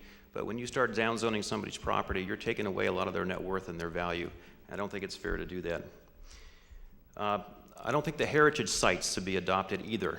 That map I see, it looks like somebody drove around the valley and just picked out their favorite parcels and they wanted to put it on the list so that it made it more difficult for somebody to develop that property. I think especially unfair is what's called or referred to as the Mills property. Nobody can see it from a public road, but somehow it ended up on the heritage site, and it also was looking to, in the downzoning, to go into an Ag 240 zoning. And I don't think that's fair for the property owner there, and I don't think it's fair for a lot of the other property owners. Just because they're the last persons to develop their land in the valley, they get penalized by all this extra bureaucratic and all these overlays, heritage sites, all this uncertainty about what they can do with their property and what future owners can do with their property. Individual properties are great, individual farmers are great landowners. We need to encourage them to stay in business and keep farming. I grew up on a farm here. The more simple you keep it, the longer they can stay in business.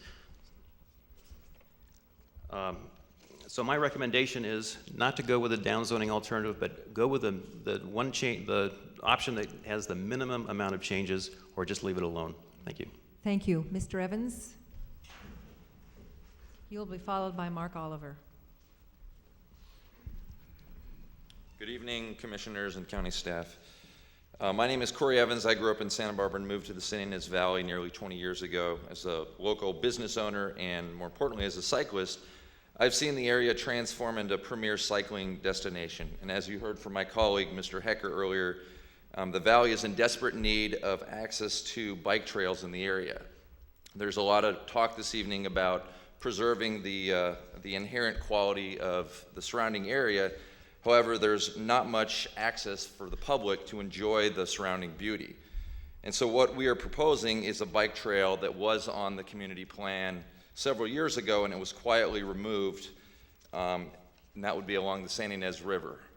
So we are asking that you please, I'm not sure what the process is, whether or not it's been removed permanently and we have to wait for another revision, or if you can include that as a action step, as Mike had indicated, to put this back in the plan so that we can have cyclists ride along the river, and we can keep bicyclists off the road to some degree, and we can provide a venue for both children, families, and tourists that come to the area to see the beauty of the San Ynez Valley, to see the scenery, to see the river in particular, and to be able to enjoy this beautiful place that we live in. So I urge you, please consider putting this trail back on the map. We're not asking you to put all the trails on. I understand, there are property right issues. We do have one property owner along this path that we're proposing that is adamantly in favor of putting a trail on, and so we hope that we can work with the county to continue working forward to make this happen. Thank you. Thank you. Mr. Oliver? And he'll be followed by Stu Gildred.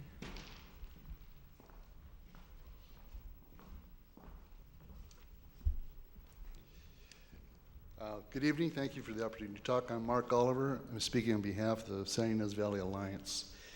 The Valley Alliance urges you to recommend the adoption of the community plan and alternative to the downzone alternative. I'm going to address some agricultural issues. You're probably familiar with this document. This is the Santa Barbara County Comprehensive Plan Ag Element. I'm going to quote from a couple of things from this regarding progressive subdividing of ag land as a critical issue and concern. In addition, quote, in addition to the conversion of ag lands to urban uses, There is another phenomenon taking place which also threatens the future of agriculture. This is division of ag parcels to smaller sizes. With many ag land divisions, although the land is not being converted to urban uses, it is broken up into pieces that are too small to be economically viable, end quote. As a rather timely and vivid illustration of this phenomena, the 1,000-acre Lindeman property east of Brinkerhoff has applied to the county for subdivision into 6 lots, from 6 lots into 12. The lots would create sizes ranging from 60 acres to as little as 21 acres with an average size of 43 acres. These sizes are barely viable for profitable agriculture use, if at all. Alternative 2 recommends this property be rezoned to a 100-acre minimum parcel. Quoting again from the ag element, once the economic viability of the land is lost, there's an increased pressure for further division of the property and ultimate conversion of ag land to urban uses. The staff report points out how the trend toward continuing subdivision of large ag properties into smaller and smaller parcels undermines the priority and goals of the community plan to protect the rural character of the community and preserve ag. The ag element of the plan goes on to say, quote, the parcelization trend contributes to the changing the character of the region from one of large parcels with working ag to one of residential estates without working agriculture. Alternative 2 addresses that trend towards parcelization and helps preserve the rural character of the valley. The ag element once again points out, and again I quote, there are many potential land use conflicts in this region with the expanding residential, ranchette, and tourist land uses. The valley's cattlemen are deeply concerned about the parcelization of non-prime lands in inefficient sizes. Therefore, the Valley Alliance urges you to recommend the adoption of the alternative 2. Thank you. Thank you. Mr. Gildred, followed by Monty Roberts.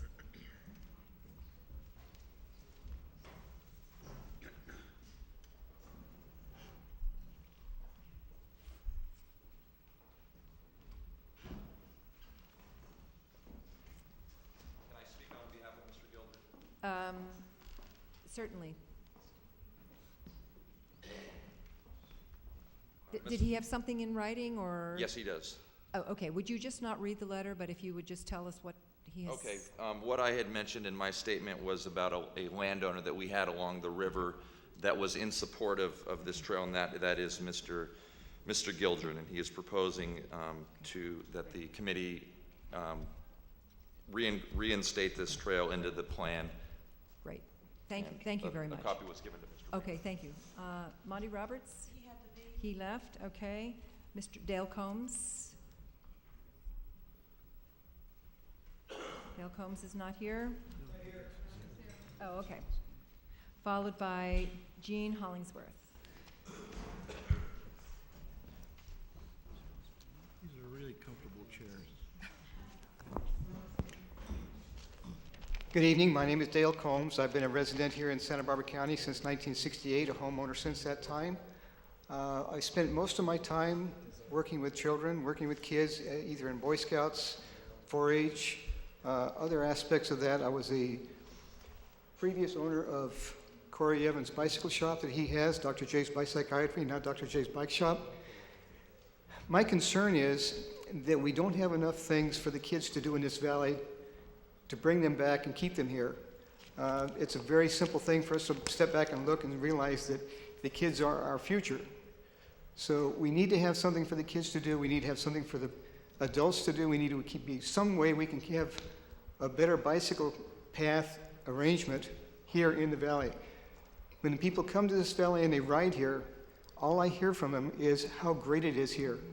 But we need to be able to provide something for them so they can enjoy this.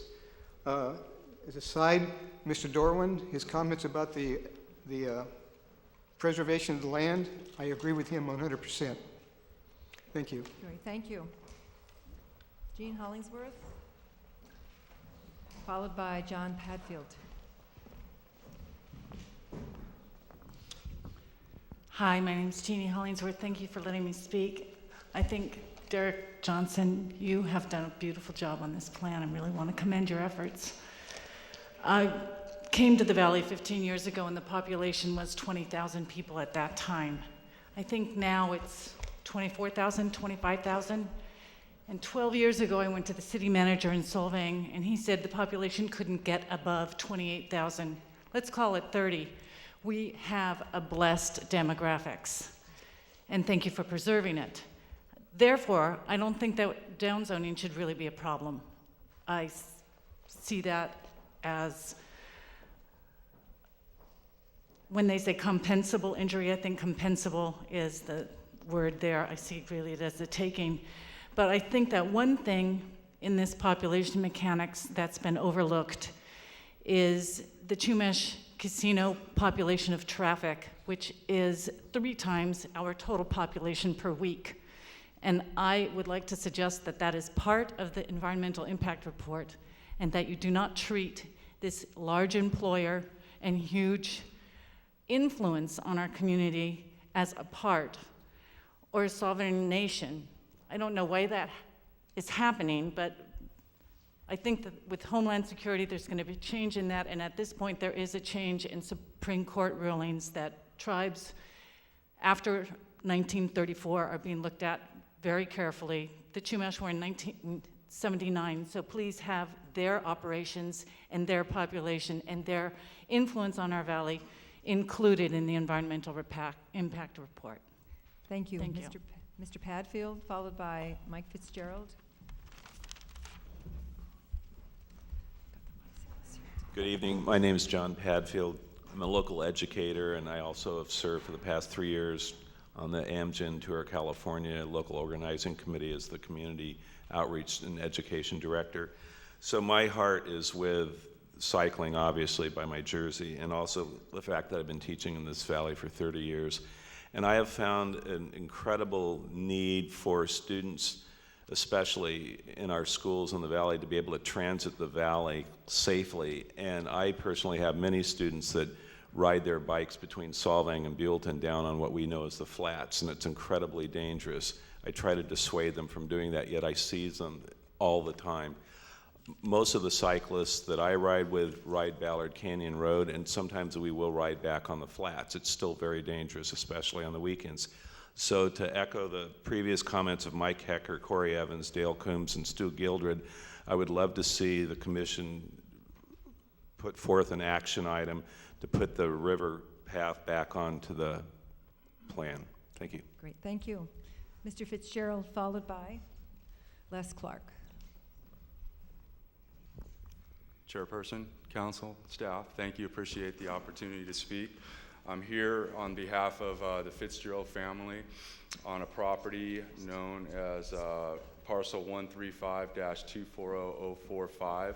It's 66 acres located on Robler Avenue west of Dunn School, currently leased to tenant farmers that grow vegetables. We received a notice from Santa Barbara County Planning Commission that this parcel is proposed to have a land use or zoning change. It's currently zoned 40-acre ag, and this parcel is in the Williamson Act and has been since 1974. The parcels that surround it on 3 sides, excluding the Dunn School side, are 1-acre residential, 5-acre residential, and the largest parcel is a 10-acre residential zoned. Our family has never been farmers and unfortunately never will be. This parcel has always been on lease to tenant farmers since the 1960s. We bring in an average of between $3,000 to $18,000 a year on a 66-acre parcel, farming this parcel leased out. And when you divide that into 3, which there are 3 current owners on this parcel, you can see that that obviously doesn't bring in very much income. As many landowners in the valley know, leasing to tenant farmers is not a very lucrative business, and there are fewer and fewer tenant farmers out there who are trustworthy and responsible. Furthermore, with the rising costs of farming, especially with water, our parcel use Sandy Inez water, fuel, equipment, and its repair, the future use of parcels like ours for farming is not going to be worthwhile to specific landowners. Prior to placing this property under the Williamson Act in 1974 by my grandparents, it was zoned 5-acre residential. Again, 5-acre residential.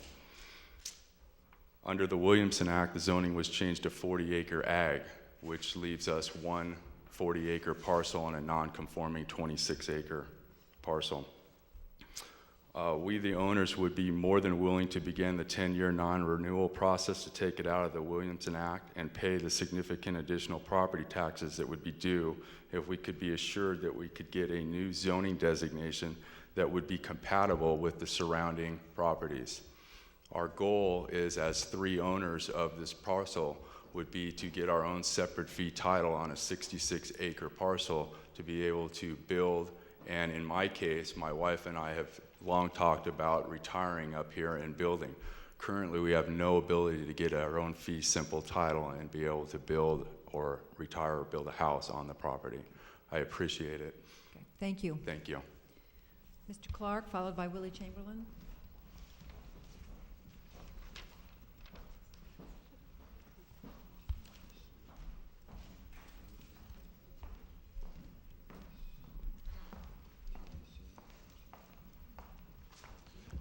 Good evening, Madam Chair, Commissioners, staff. I personally want to thank all of you for making the effort to come here. I wanted to speak last week, but work kept me from doing so, and I do appreciate that. My name is Les Clark. I live at 837 Sienna Way. This is my neighbor, Rob Urban. When we first heard about this affordable housing overlay, we were devastated. Rob and I live right next to the 2 properties, within inches of the properties. I can't tell you how happy we were to hear that you may be leaning in what most of our area seems to be leaning in, the opinion that it's not a good idea.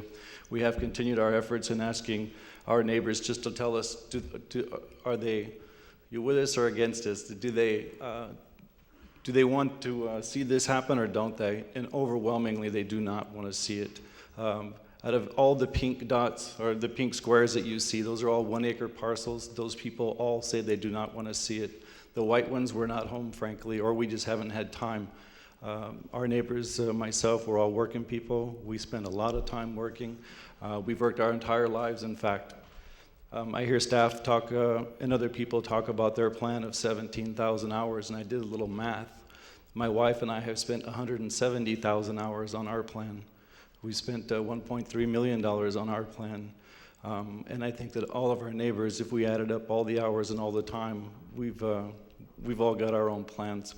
At any rate, I will spare you my 3-page rant because I like what I heard earlier. If things happen to change later on, I'll keep it close by. But I thank you very much for your time. Okay. Thank you. Willie Chamberlain, followed by Marjorie Popper.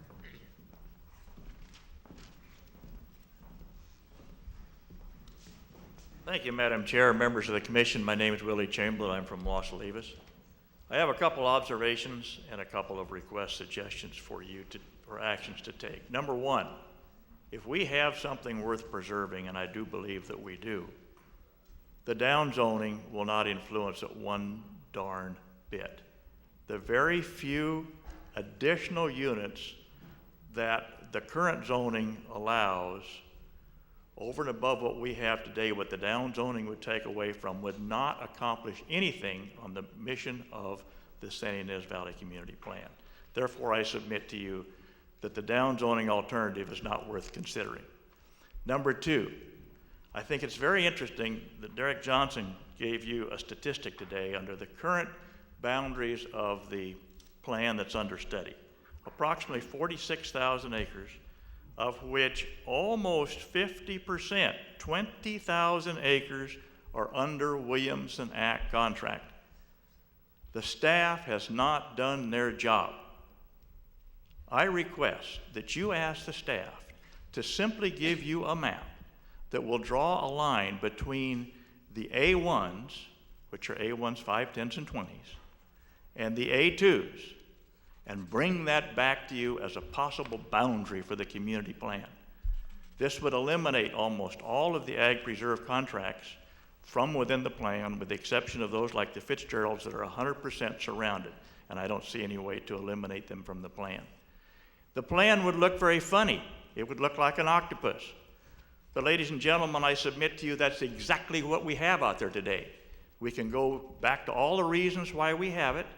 It's working well. Let's preserve what we have. Let's recognize what we have with the boundaries and don't make those changes. So I ask that you direct staff to bring you back such a map, and we're going to submit such a map to you.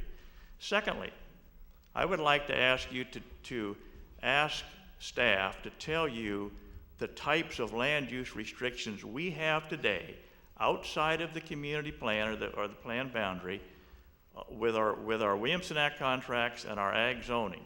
It's been alluded that if we're not included in the plan, we have carte blanche, and there's nothing further from the truth. We have all of the elements of the comprehensive plan, including the ag element. We have Ag 2 zoning, and some may have Ag 1 zoning, and most of us have a Williamson Act contract. I submit to you, as John Doran did, that there is absolutely no place for the community plan restrictions to be imposed on Williamson Act contracted lands. Have staff bring you an alternative. They've never done it yet. You have nothing that makes sense before you today. Thank you, but you Mr. can make Chamberlain. it make sense. You're Thank welcome, you. and thank you. Thank you. Marjorie Popper, followed by Shelley Lane.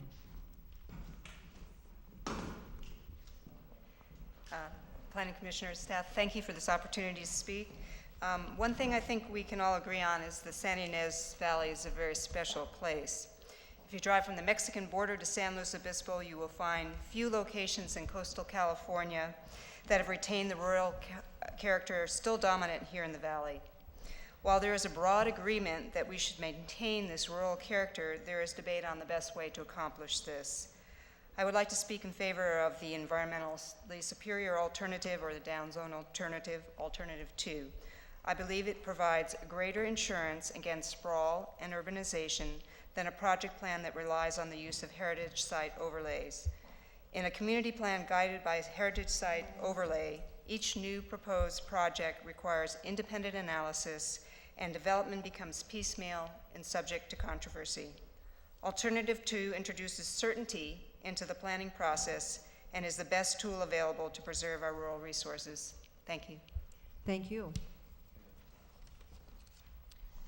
Shelley Lane, followed by Jerry Shepard. Ladies and gentlemen of the Planning Commission, first of all, I would like to thank you for including the wine tasting issue in Los Olivos. Appreciate that very much. And I'm glad that we all seem to agree on preserving the rural way of life here in the valley. I just wanted to add something else that I think is important. I'd like to propose this action of extending the boundary, against extending the boundary of Los Olivos across Highway 154 to Figueroa Mountain Road. I don't think it would make sense at all. The intersection of Grand Avenue and 154 is already ill-equipped to handle the traffic flow, so further impacting it would be unrealistic. Also, that would distract from the beauty of the gateway to our national forest. The vast expanse of ag land is part of the character of our area. Let us not go towards urban sprawl. There are many accidents at that intersection, and I don't know if you have taken note of that. I would just like to repeat this for the public to hear about the wine tasting issue, that I would ask for the county to develop and implement measures to address problems created by wine tasting and disproportionate concentration of tasting rooms in the unincorporated areas of San Ynez Valley. What has happened to Los Olivos, if not dealt with, could spread to the other townships. There must be a formula that can be developed that will match the local population and square footage to the appropriate number of alcohol serving establishments, just as the ABC can do with the bars. Now, I would like to give you a ordinance from the city of San Jose, who has considered the concentration of alcohol selling establishments, which I think goes hand in hand with serving, because they also sell. I'd also like to talk about the survey, which a lot of people might not know about, that is going around. We've had quite a response, and I give to you another set of copies that we've received at Supervisor Farr's office. And I just want to say, without going through all of the elements here, that most of the neighbors that live within the immediate vicinity of the wine tastings strongly are objecting to increasing and unlimitation of these. And so you will see this, and when we are finished collecting all the surveys, we will give you a spreadsheet of all the results, and then you can see for yourself. And let's see, one more thing. One more thing I have here. I have 16 minutes, 16 seconds. This is just a sheet on the permits issued for the wine tasting rooms. You can see the trend here. Since 2003, 19 have opened. Ms. Lane, your time is Okay. through. Thank you. Who If do I you'd give give these that to to? staff, I'd appreciate that. You'd be followed by Jerry Shepard and then Gary Levia.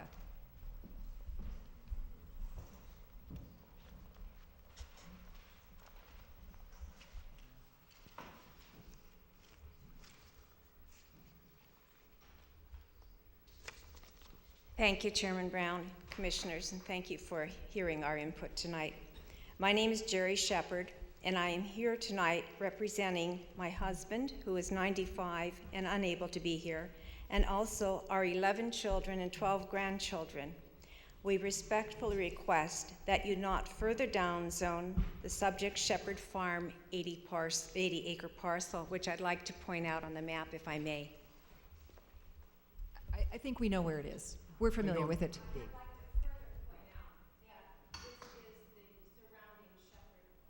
Fine, thank you.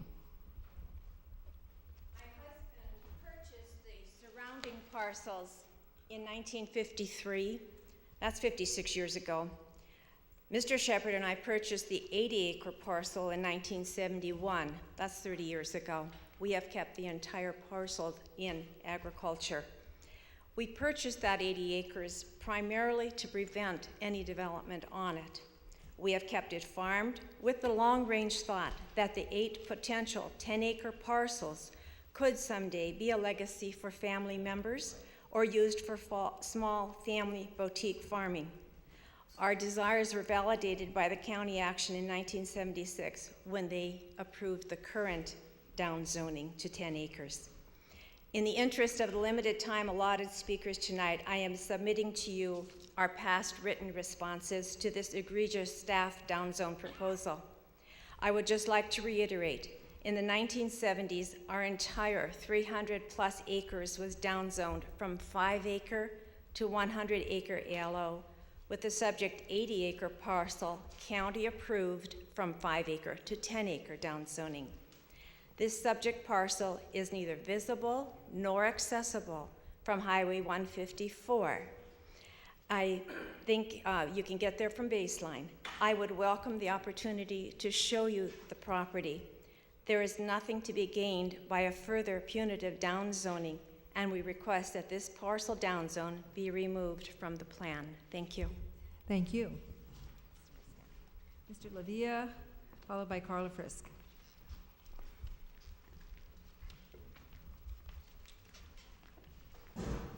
I'm Gary Levin. I live on Quail Valley Road. And I drove here at about 20 minutes after 6 this evening, and it took me approximately 9 minutes to get from my house to here because traffic was piled up as far as the top of the hill and then to the traffic light and then inching inch by inch to get here, not saying how much longer it would take to get to Solvang. And the reason I'm mentioning that is we're talking about adding 90 units and 90 families in an area where, yes, there is a market there. There's 3 actually, Nielsen's, New Frontier, which would require going down that corridor, but El Rancho. But living in Quail Valley, I find myself driving to Albertsons because, quite honestly, it does cost a bit more at those 3 markets than Albertsons. And I think if you're putting very low-income people in there, you're asking for people to get in their cars continuously to be going to Albertsons or to the Buellton shopping areas, as well as McDonald's, Taco Bell's. Also, Chris Henderson Park is at the other side of Solvang, and the other park for kids, which is a great little park, is on Alamo Pintado Road, which would require getting in the car and driving around there. So we're talking about a huge influx of traffic into something that's already heavily backed up. I don't think that's in the best interest of anyone in the valley to include the people who would be putting into these affordable housing units. That being said, I know I put down affordable housing, but all my bicycle companions have said something, so I do want to say something real quick on that. When I was college age, you go on a college campus and there were so few bicycles, they hardly existed. If you go down to Isla Vista now, there are thousands of bicycles. It's unbelievable how many of these students are using bicycles. And these people are going to be coming out of college and they're going to keep bicycles in their lives, and they're going to want bike paths. They're going to want places to get on their bicycle, put the kids in the little trailers and go places like they do in the big cities, but in San Francisco you see it all over the place. And having moved here from Colorado, there's bike paths all over Denver and Boulder where you can get any part of the city from anywhere. So it's just part of what's going to be in the country and the world and what we have to do to stay with it. And I thank you so much for your time, and thank you guys for all the time you put into it. I'm really grateful. Thank you. Carla Frisk, followed by Sam Cohn. Good evening, Chairman Brown, members of the commission. I'm Carla Frisk. I live in San Ynez. I'm a former planning commissioner and also served on the San Ynez Valley Blueprint. And first of all, I wanted to just echo the appreciation for all the hard work that you're doing up there. Having been sitting over there, I know what it's like, and it's a lot of work. And I also thank you for coming to the Valley tonight so that people that work could be here and be able to testify before you. It has been said that you can't please all the people all the time, and nothing could be more true when it comes to community plans, and this one is no exception. In fact, I couldn't stand up here and say that I'm happy with everything in this plan. However, the main thing I do want to say tonight is this: the community plan has been a long time coming, and I don't have to tell you that. We've had GPACs and BPACs and staff and residents, and I mean, the amount of work that's gone into this is extraordinary. And it is as a result of that hard work that the plan is, as modified by the environmentally superior alternative, represents basically a very good balance of concerns. There's some things that some people don't like, and there's some things that other people don't like. It's a balance in the center. You've heard a lot of testimony in the last few weeks tonight, and I know you're going to be hearing some more in the next month. It's likely that you will be making some changes to the plan. However, I would encourage you to stay on track so that the Board of Supervisors can approve this plan as soon as possible to move it forward. And again, I urge you to recommend to the Board of Supervisors the environmentally superior alternative. Thank you. Thank you, Carla. Sam Cohn, followed by Doug Hertel. Sam gone home? Doug, are you still here? Doug's here, okay.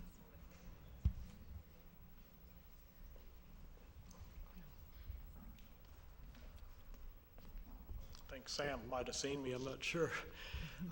Thank you, commissioners. Doug Hertel from Polo. Appreciate you coming to the San Ynez Valley instead of us going to other places. I spoke last time. I'm not going to repeat that. Thank you. But I will say that there's a letter, a very, very important letter that you should have. And it was written in 2006, September 20th. It was a letter from Joni Gray and Brooks Firestone. It was a synopsis of a meeting like this that initiated the plan. And the synopsis included all of these things we're talking about. And it was basically a consensus of all the citizen groups and the citizens. So that should be gone back to, because since then there's been basically a complete turnover in staff, planning commissioners, and supervisors, but we're still here. So my other Polo's concern is, for some reason, unbeknownst to anybody, the environmental impact was taken away from studying the impacts of the casino in tribal expansion, casino expansion, crime, traffic, biological problems. So we're requesting that you have a hearing and you put that back in. And the reason it's so important is, in the last 6 months, you've been given some unbelievable tools to control this thing. And one of them is the case Polo versus the Department of Interior, which we got an unbelievable ruling that gives everybody here, everybody in the valley, standing. In other words, they can't ramrod this. The federal government cannot ramrod us anymore. So we have standing.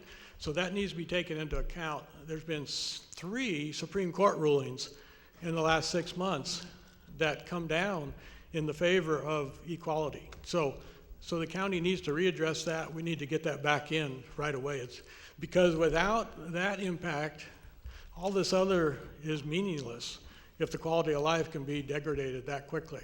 So my suggestion is we get that back in, call a meeting, and have that discussed. Thank you. Okay, thank you. Lansing Duncan, followed by Barbara Meyer.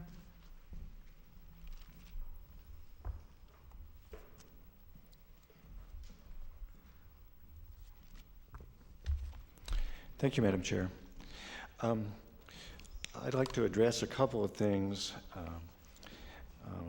One is that I think it is a good thing that this community reduced development potential 30 years ago. They were planning for the future. And I think it's probably a good thing for us to look at the future again. And I think as we look at the future, most of us see that we're strained as far as our infrastructure goes.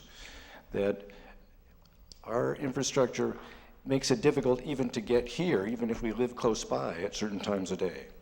So I think considering again how much development potential is out there, what we can do to save the things that we value most in the community are appropriate. And that's why I recommend that you recommend to the Board of Supervisors the alternative 2, which has been deemed to have the fewest impacts on the community.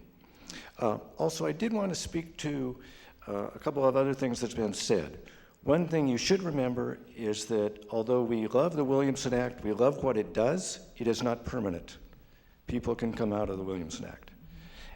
The measures that are being suggested here in the plan to preserve the gateways and the buffers for our communities are more permanent than the Williamson Act. I'm sorry to say, but it's true.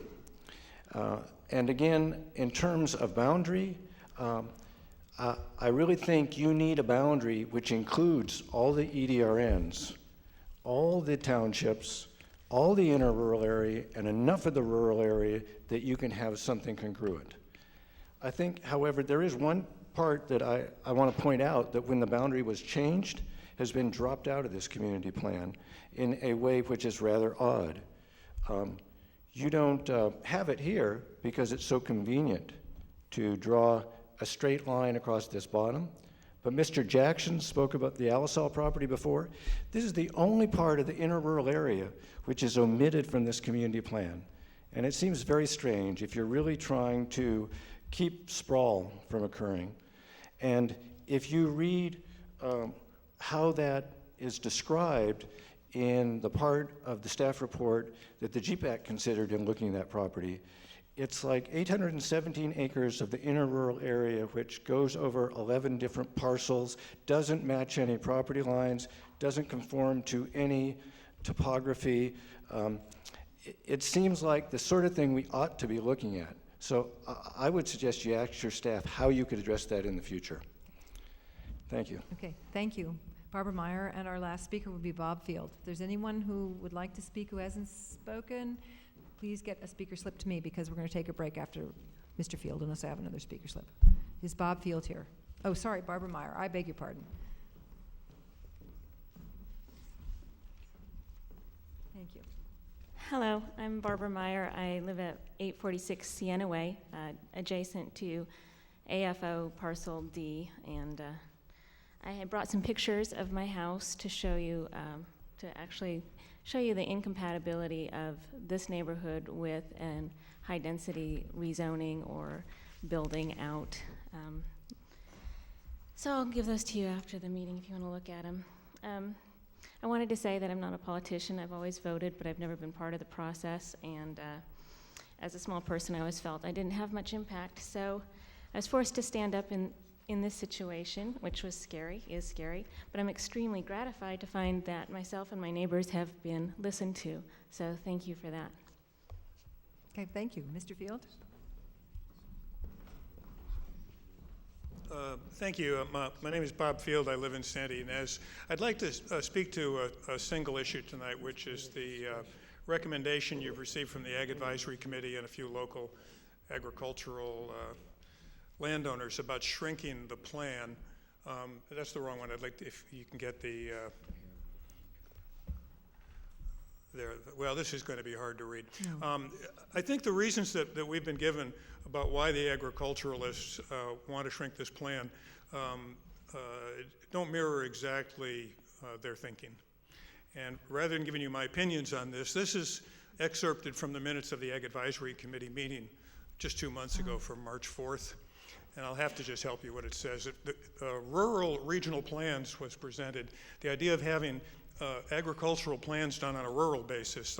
Gaviota is not the same as Santa Maria. We're not the same as Carpinteria. And that was unanimously rejected by the AAC. And what they've said in this section of the comments are, the AAC voiced concerns about separating ag into regions and community members making decisions for ag. Most members of the community don't understand the ag issues.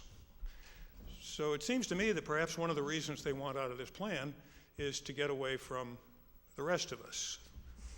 The second motion was made, okay, if you don't want regional plans, how about a county-wide plan that would look at ag land and look at the possibility of ag intensification and ag infrastructure, ag, county-wide. And they rejected this proposal, which might lead you to think, well, what do they want? Unfortunately, the minutes go on to make the motion in lieu of the above two, that they want the county-wide agricultural element to be updated with the analysis of alternative land uses, alternative to agriculture, and if they hadn't made themselves clear enough, they add the phrase, including non-agricultural uses, should be included in the county-wide agricultural element. This motion was seconded by one of the earlier speakers asking for the plan to shrink, and unanimously passed by the AAC. Now, the overriding goal of this plan, and it's been unanimously supported in this valley for 10 years, is to protect the rural character of this valley. I believe that their own words show that they want to get out of this plan so that they can pursue non-agricultural development, which is dead opposite to the goals of this plan. And therefore, I ask that you not shrink this plan by 1 inch. Thank you. Thank you, Mr. Field. Mr. Joss?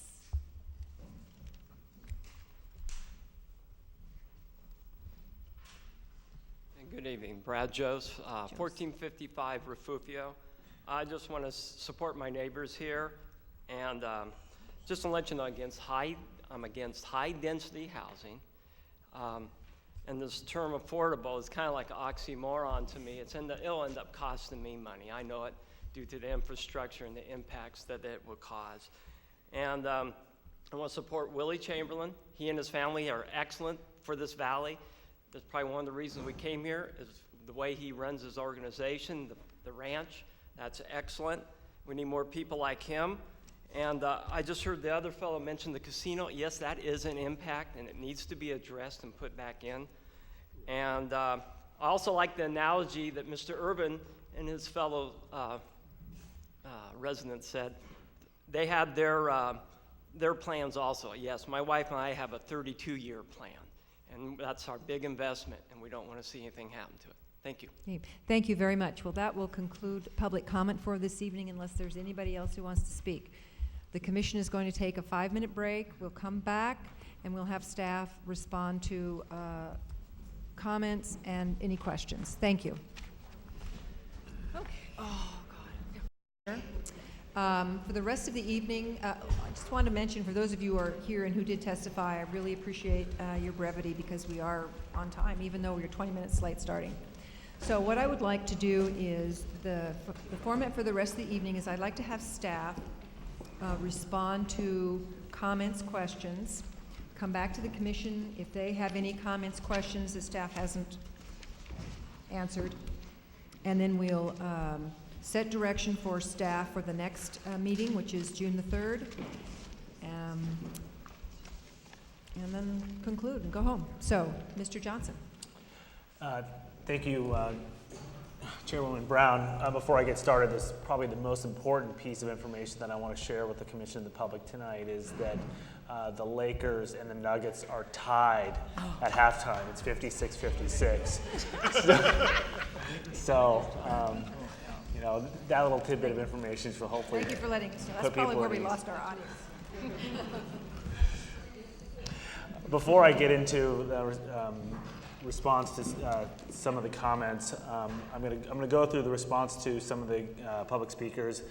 County Council is going to provide some responses as well, and then as Commissioner Brown indicated, we're going to talk about some of the next steps in the future meeting and the format for those meetings.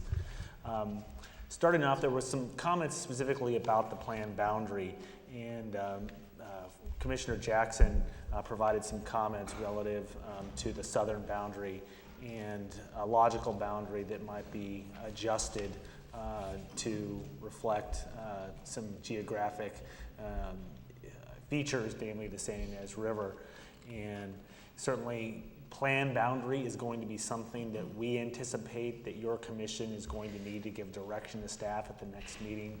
So if there's any particular information following tonight's meeting that you would like staff to present, Mr. Chamberlain has offered an additional map request that you direct staff to come back with that may further illuminate your recommendation to the board on the plan boundary. Certainly we would want that direction from the commission tonight. Mr. Jackson had one question is, well, what is the distinction should your property be included in the boundary? And if you are in the proposed community plan boundary upon its adoption, you would be subject to the development standards, policies, and mitigations that are in the EIR as compared to property that's outside of a community plan boundary, which is subject to the comprehensive policies and the land use development code. I should just say, if you are in the community plan boundary, you're also subject to the land use development code. I think that goes to Mr. Chamberlain's point that there is a fair amount of policies in place to deal with rural lands that go in concert with the land use development code. As staff has made it clear from the get-go, the community plan places additional development policies and standards that are unique to the San Ynez Valley and are meant to address and preserve the valley as it is today. Mr. Stinson provided some comments to the commission tonight relative to funding of infrastructure. And we reported to the commission at the last meeting as part of our work program, one of the key implementing action items that we'll be moving forward with, which is an action item in the plan and a mitigation, is the development of a San Ynez Transportation Improvement Plan. Clearly, transportation and congestion throughout the valley is a big concern. And until we have some clear boundaries about the community plan, and until we develop the TIP and develop a commensurate program for collecting development impact fees, we will continue to be unclear as to whether or not develop is covering the full cost of mitigating the impacts, particularly to transportation. And the TIP is the vehicle to make sure that fees are collected in a comprehensive manner to mitigate all of the cumulative impacts. One of the, part of my presentation tonight, I overlooked the response to the commission about farm stays. And there is some language in the plan that promotes farm stays. There's a future action item to consider some implementing ordinances and policies relative to farm stays. You've heard concern expressed about the potential impacts to that. The EIR, as we noted at our last meeting with the commission, did conclude some potential Class 1 significant impacts. If there's some modifications that your commission feels that are warranted to the plan policies or mitigations in the EIR, certainly it's within the purview of the commission to make those changes. Again, tonight we heard additional comments about additional lots that are not part of the maps that have been shown to your commission. And there are, as you know, 3,901 known parcels that the county has as part of our assessor's parcel maps. There may be literally hundreds of additional lots in the valley that the county assessor is unaware of or the county surveyor is unaware of. That fact doesn't materially change the build-out assumptions and the build-out conclusions and the baseline for our EIR. Our EIR looked at acreage and land use densities and made reasonable assumptions about future parcelization and future build-out. And we believe that the approach has been used successfully in other programmatic EIRs throughout Santa Barbara County. You've heard additional comments about spot zoning and the question of whether or not the down zone of some of the sites that were identified by the VPAC to be studied as an alternative would constitute spot zoning.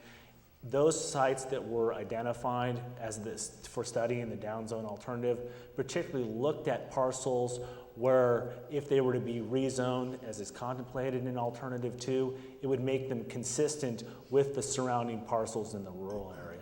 And we think that that's an important point for your commission to consider as it makes its recommendation to the board.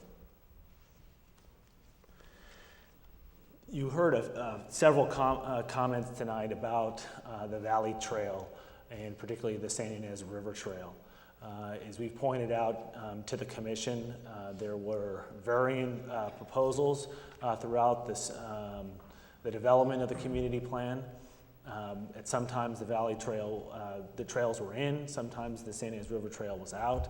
Ultimately, based upon a considerable amount of public testimony at a hearing that was held in this room back in September, the Board of Supervisors ultimately decided to remove some existing trails, but also to remove the trail along the San Ynez River.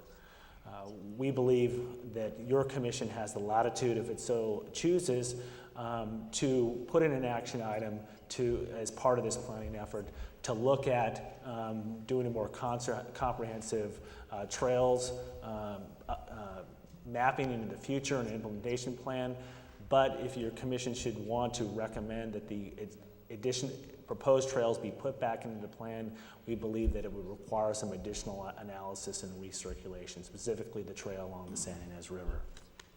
So I think it was suggested by some of the speakers, an action item could be crafted by staff to take a further look upon adoption of the plan to look at other trails down the road.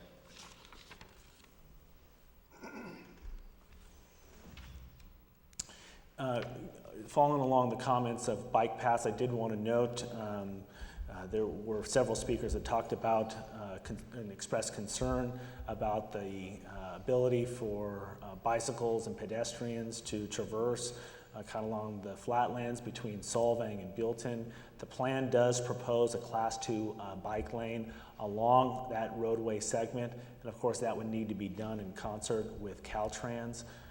Along 154, there's a Class 1 bike lane that's also proposed. So there are some significant new bikeways that are proposed as part of this planning effort, but all consistent with the policy that I outlined to Commissioner Cooney. All of those trails and bikeways are all on public roadways.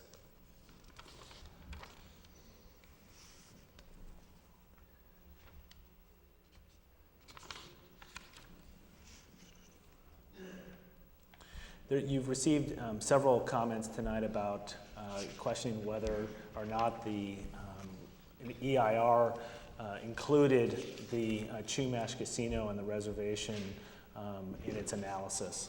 And yes, part of the baseline did include the casino and the current residential uses and other uses on the reservation. We did not include and do any speculative forecasting about additional development that may or may not occur.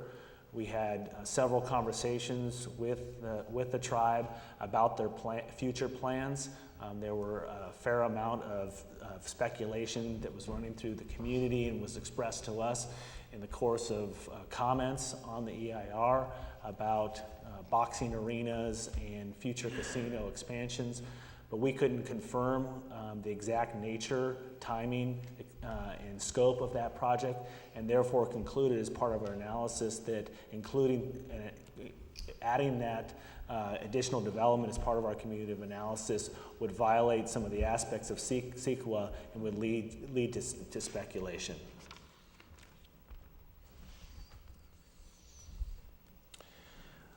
Mr. Duncan provided comments to the commission about the planned boundary and the interrural area to the south of Solvang.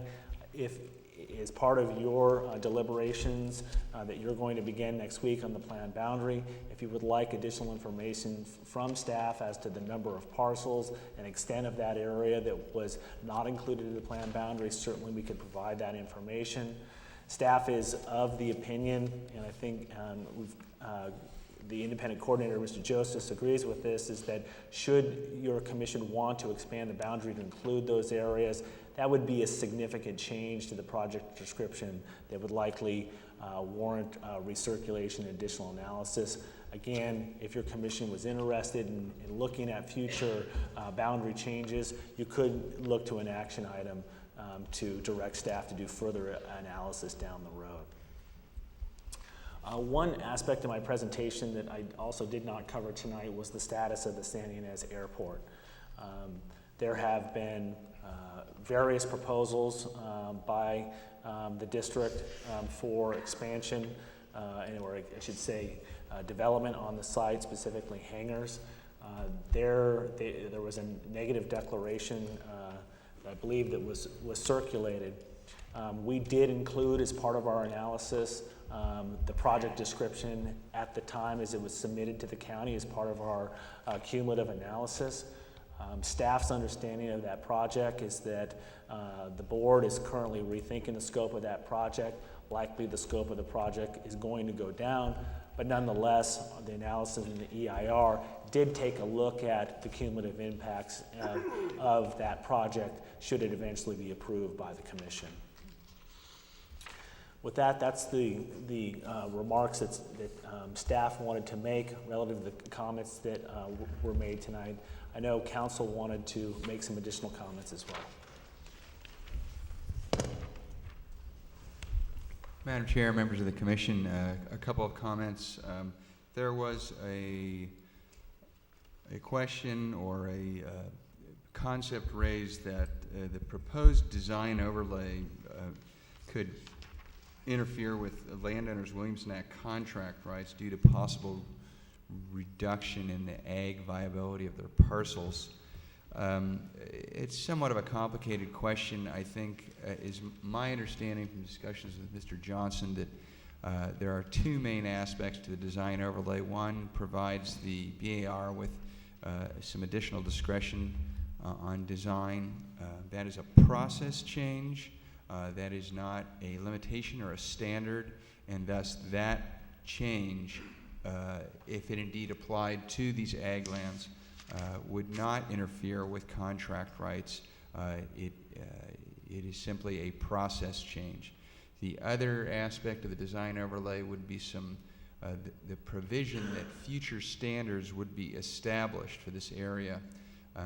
And my understanding was that the design standards only applied to the urban parts of the Santa Ynez Valley and not to parcels that were zoned for ag.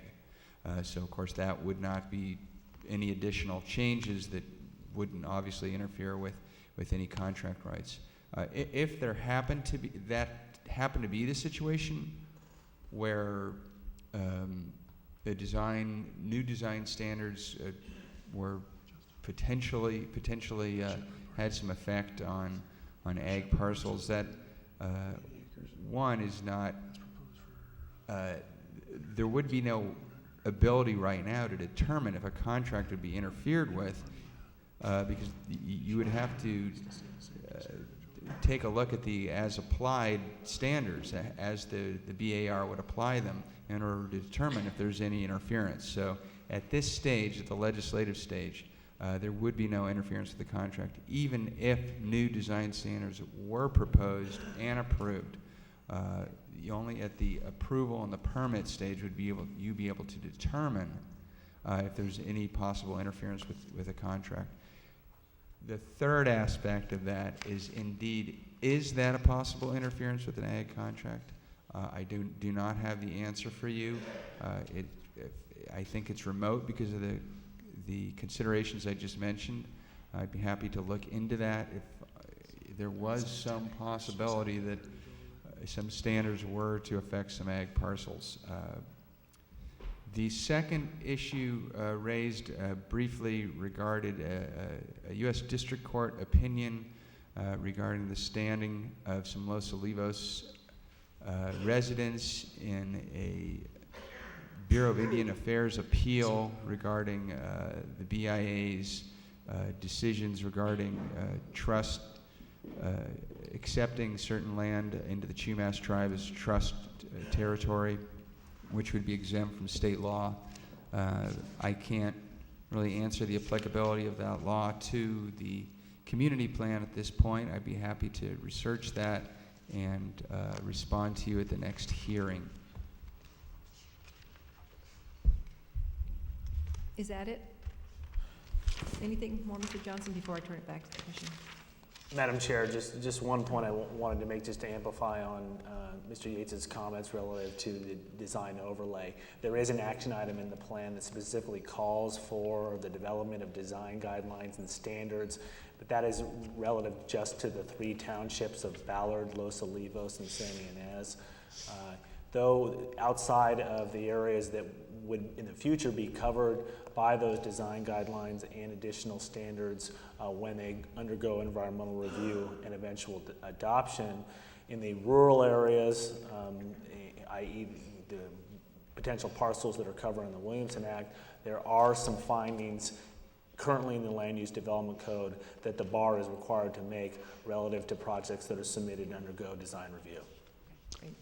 Okay, thank you. I'd like to come back to the commission and see if there are any questions that they would like to see staff answer for our meeting next time. Perhaps Mr. Johnson's already covered them. And I think Mr. Johnson also had another slide that you're going to look at for June 3rd. Madam Chair, members of the commission, I'll continue on with the presentation just to give you just a kind of a sense of, again, our next hearing is on June the 3rd, followed by the June the 29th. As it stands today, you know, we kind of pulled out what we believed based upon the comments and the brief amount of discussion that's occurred amongst the commissioner, and this is found on slide 8 of the presentation, is at your hearing next week, we would specifically like to begin to receive direction on these particular policy issues. Plan boundaries, certainly one. Tonight, your commission began to express some concerns about the affordable housing sites. I think we need to reach some resolution on that and what your recommendation may be.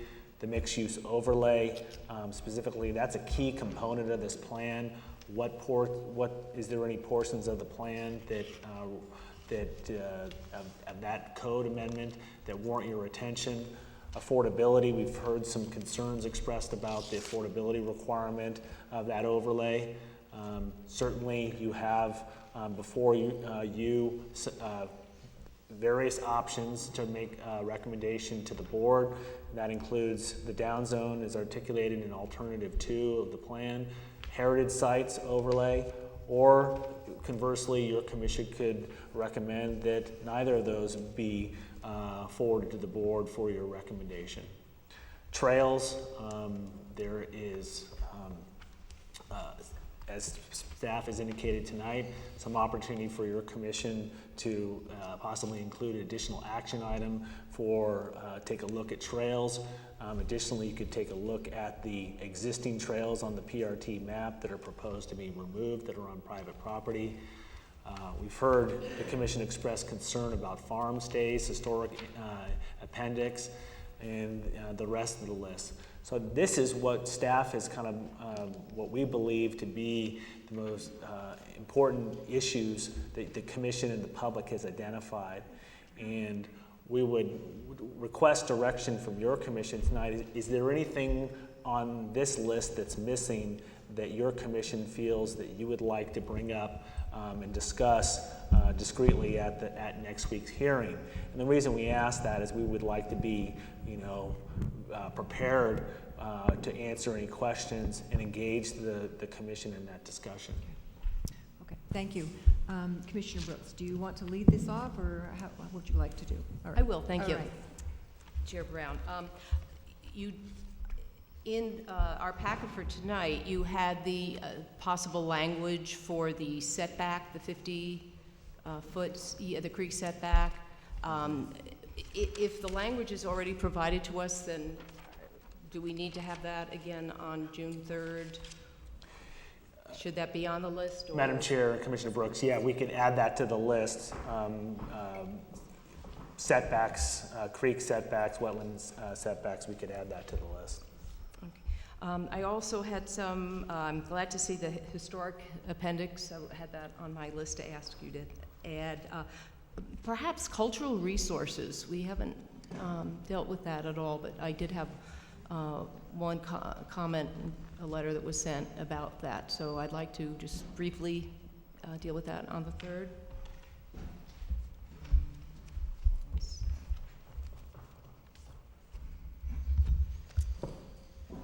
So far, that's it. Okay. I might go back. Commissioner Valencia.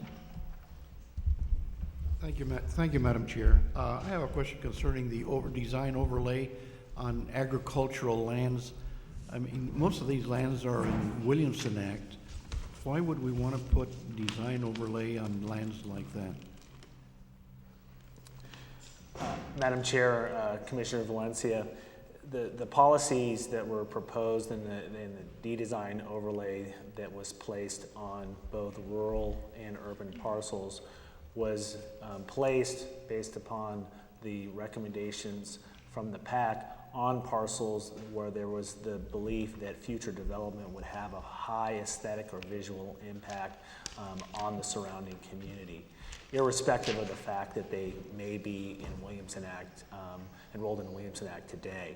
Understanding that certainly the enrollment in that act does place further limitations on the development on that parcel, but there is the ability for somebody who is enrolled in that contract to unenroll, and there was the feeling that they wanted to have this level of review in place. But doesn't current zoning protect all that anyway? You already have zoning, and what I see here is that you're going to have the C-bar look at this. It seems to me more importantly is that the Planning Commission and all the other goals and policies of the county apply, and I just don't see. One of the properties that you have is Mr. Schwartz or whatever, which is you're trying to hide the scenic view, and he's way behind, and there's another property that they say it's over the horizon and then down below in a Joe, what I'm hoping to do tonight is just to give Derek a list. Yeah, but I'm trying to. Without comment. No, so, yeah, okay. I'm not trying to argue the case. Okay. I'm trying to bring up the point that the overlay doesn't seem to be needed. It seems like an overkill. And certainly, staff has placed on the list of items for your direction at next hearing, design overlay. So if there is. And the second question is, in the rural boundary line, or I get these, not the inner rural, the outside community plan line, it started to follow the river, and all of a sudden it juts out, a few thousand feet or whatever, and takes in a lot of land and then comes back in. Why didn't it stay on the river? Because based on one comment that some gentleman made about the bridge, that Alisal Bridge or something, it would be years before you're going to be able to handle a large amount of traffic. So why doesn't that line stay follow the river, just like it started following the river? Why was the jut brought out? Madam Chair. Just curious. Well, okay. We can Yeah, certainly provide don't argue the comments issue. to- Just curious. No, that's fine. I was just hoping because we're running out of time. Okay, and that'll be my last one. Okay, thank you. That's my Were you last- looking for an answer, Joe? Well, slightly, just Okay. a general, Can you just tease him a with an answer? ballpark. So he'll come to the hearing next week? Yes, I know. Just a ballpark, throw me something out there. Madam Chair, Commissioner Valencia, the reason that the plan boundary is where it is, there was, I think, a very intense discussion amongst the PAC of looking at properties that would have some sort of geographic relations, either aesthetic, visual, or if future development were to happen on Potential. those properties, that to hold them to the same standards, because if they do develop, there would be a relative impact within Thank you. the boundary. I just wanted a short answer in general. Thank you. Commissioner Cooney. The only thing I heard not mentioned by my fellow commissioners had to do with a comment by one of the speakers on ESHA layers. I thought that might be related to the setback discussion, but in any event, I'd like to know what the evolution of that portion of the decision was. I know in the Toro Canyon plan, ESHA mapping is a big part of the plan, and also future development. And for me, the only thing from this great comprehensive list that I would like to see when it comes back is the design guidelines. Is there, because that's an action step, is there a consideration for sign standards as part of the design guidelines? So that's all I have. Commissioner Brooks, do you have any? Well, I just One was last going thought? through my list. One last thought. I know farm stays are listed under ag uses. Could we put ag uses / farm stays? Because I had some other questions about language perhaps for some ag uses. I think the language was in the EIR, or there's some action items I want to look at more closely on the third. So, ag uses. Can you be more specific than just ag uses? Well, let me have to go back. I'm thinking in terms, it was not in tonight's document. There was some reference to oil development, I know, special events, just generally, ag uses. I mean, the farm stay is one. Commissioner Brown and Commissioner Brooks, we certainly could provide you a brief overview of the permitted uses under Yes, Ag 1 and Ag that's 2. There are some policies that have piqued some people's attention relative to oil development, and some people have interpreted it as by right oil development, and we could certainly explain what that policy means and what the intent of it was. That's all I want. Thank you. Good. Well, thank you. I appreciate you all coming tonight. We always like public input. It makes for a great public planning process. And Commissioner Brown, before you conclude, I anything just else? have a Okay. couple more slides. Okay, So great. just to kind of give you a preview of kind of what some of the next steps are.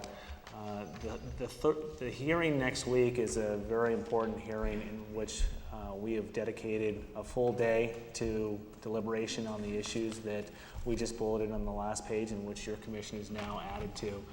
We're expecting at that hearing that your commission would give us specific direction on the plan, and based upon that direction, we would come back between the 3rd and the 29th with a whole host of changes to the resolutions, ordinances, et cetera, that then effectuate the recommendation that you would make to the Board of Supervisors.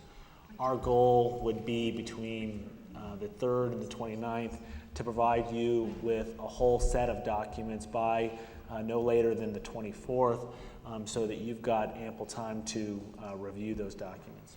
We are anticipating, as part of the documents between the 3rd and the 29th, to include a proposed revision letter to the EIR to address some of the comments that we've heard at these hearings.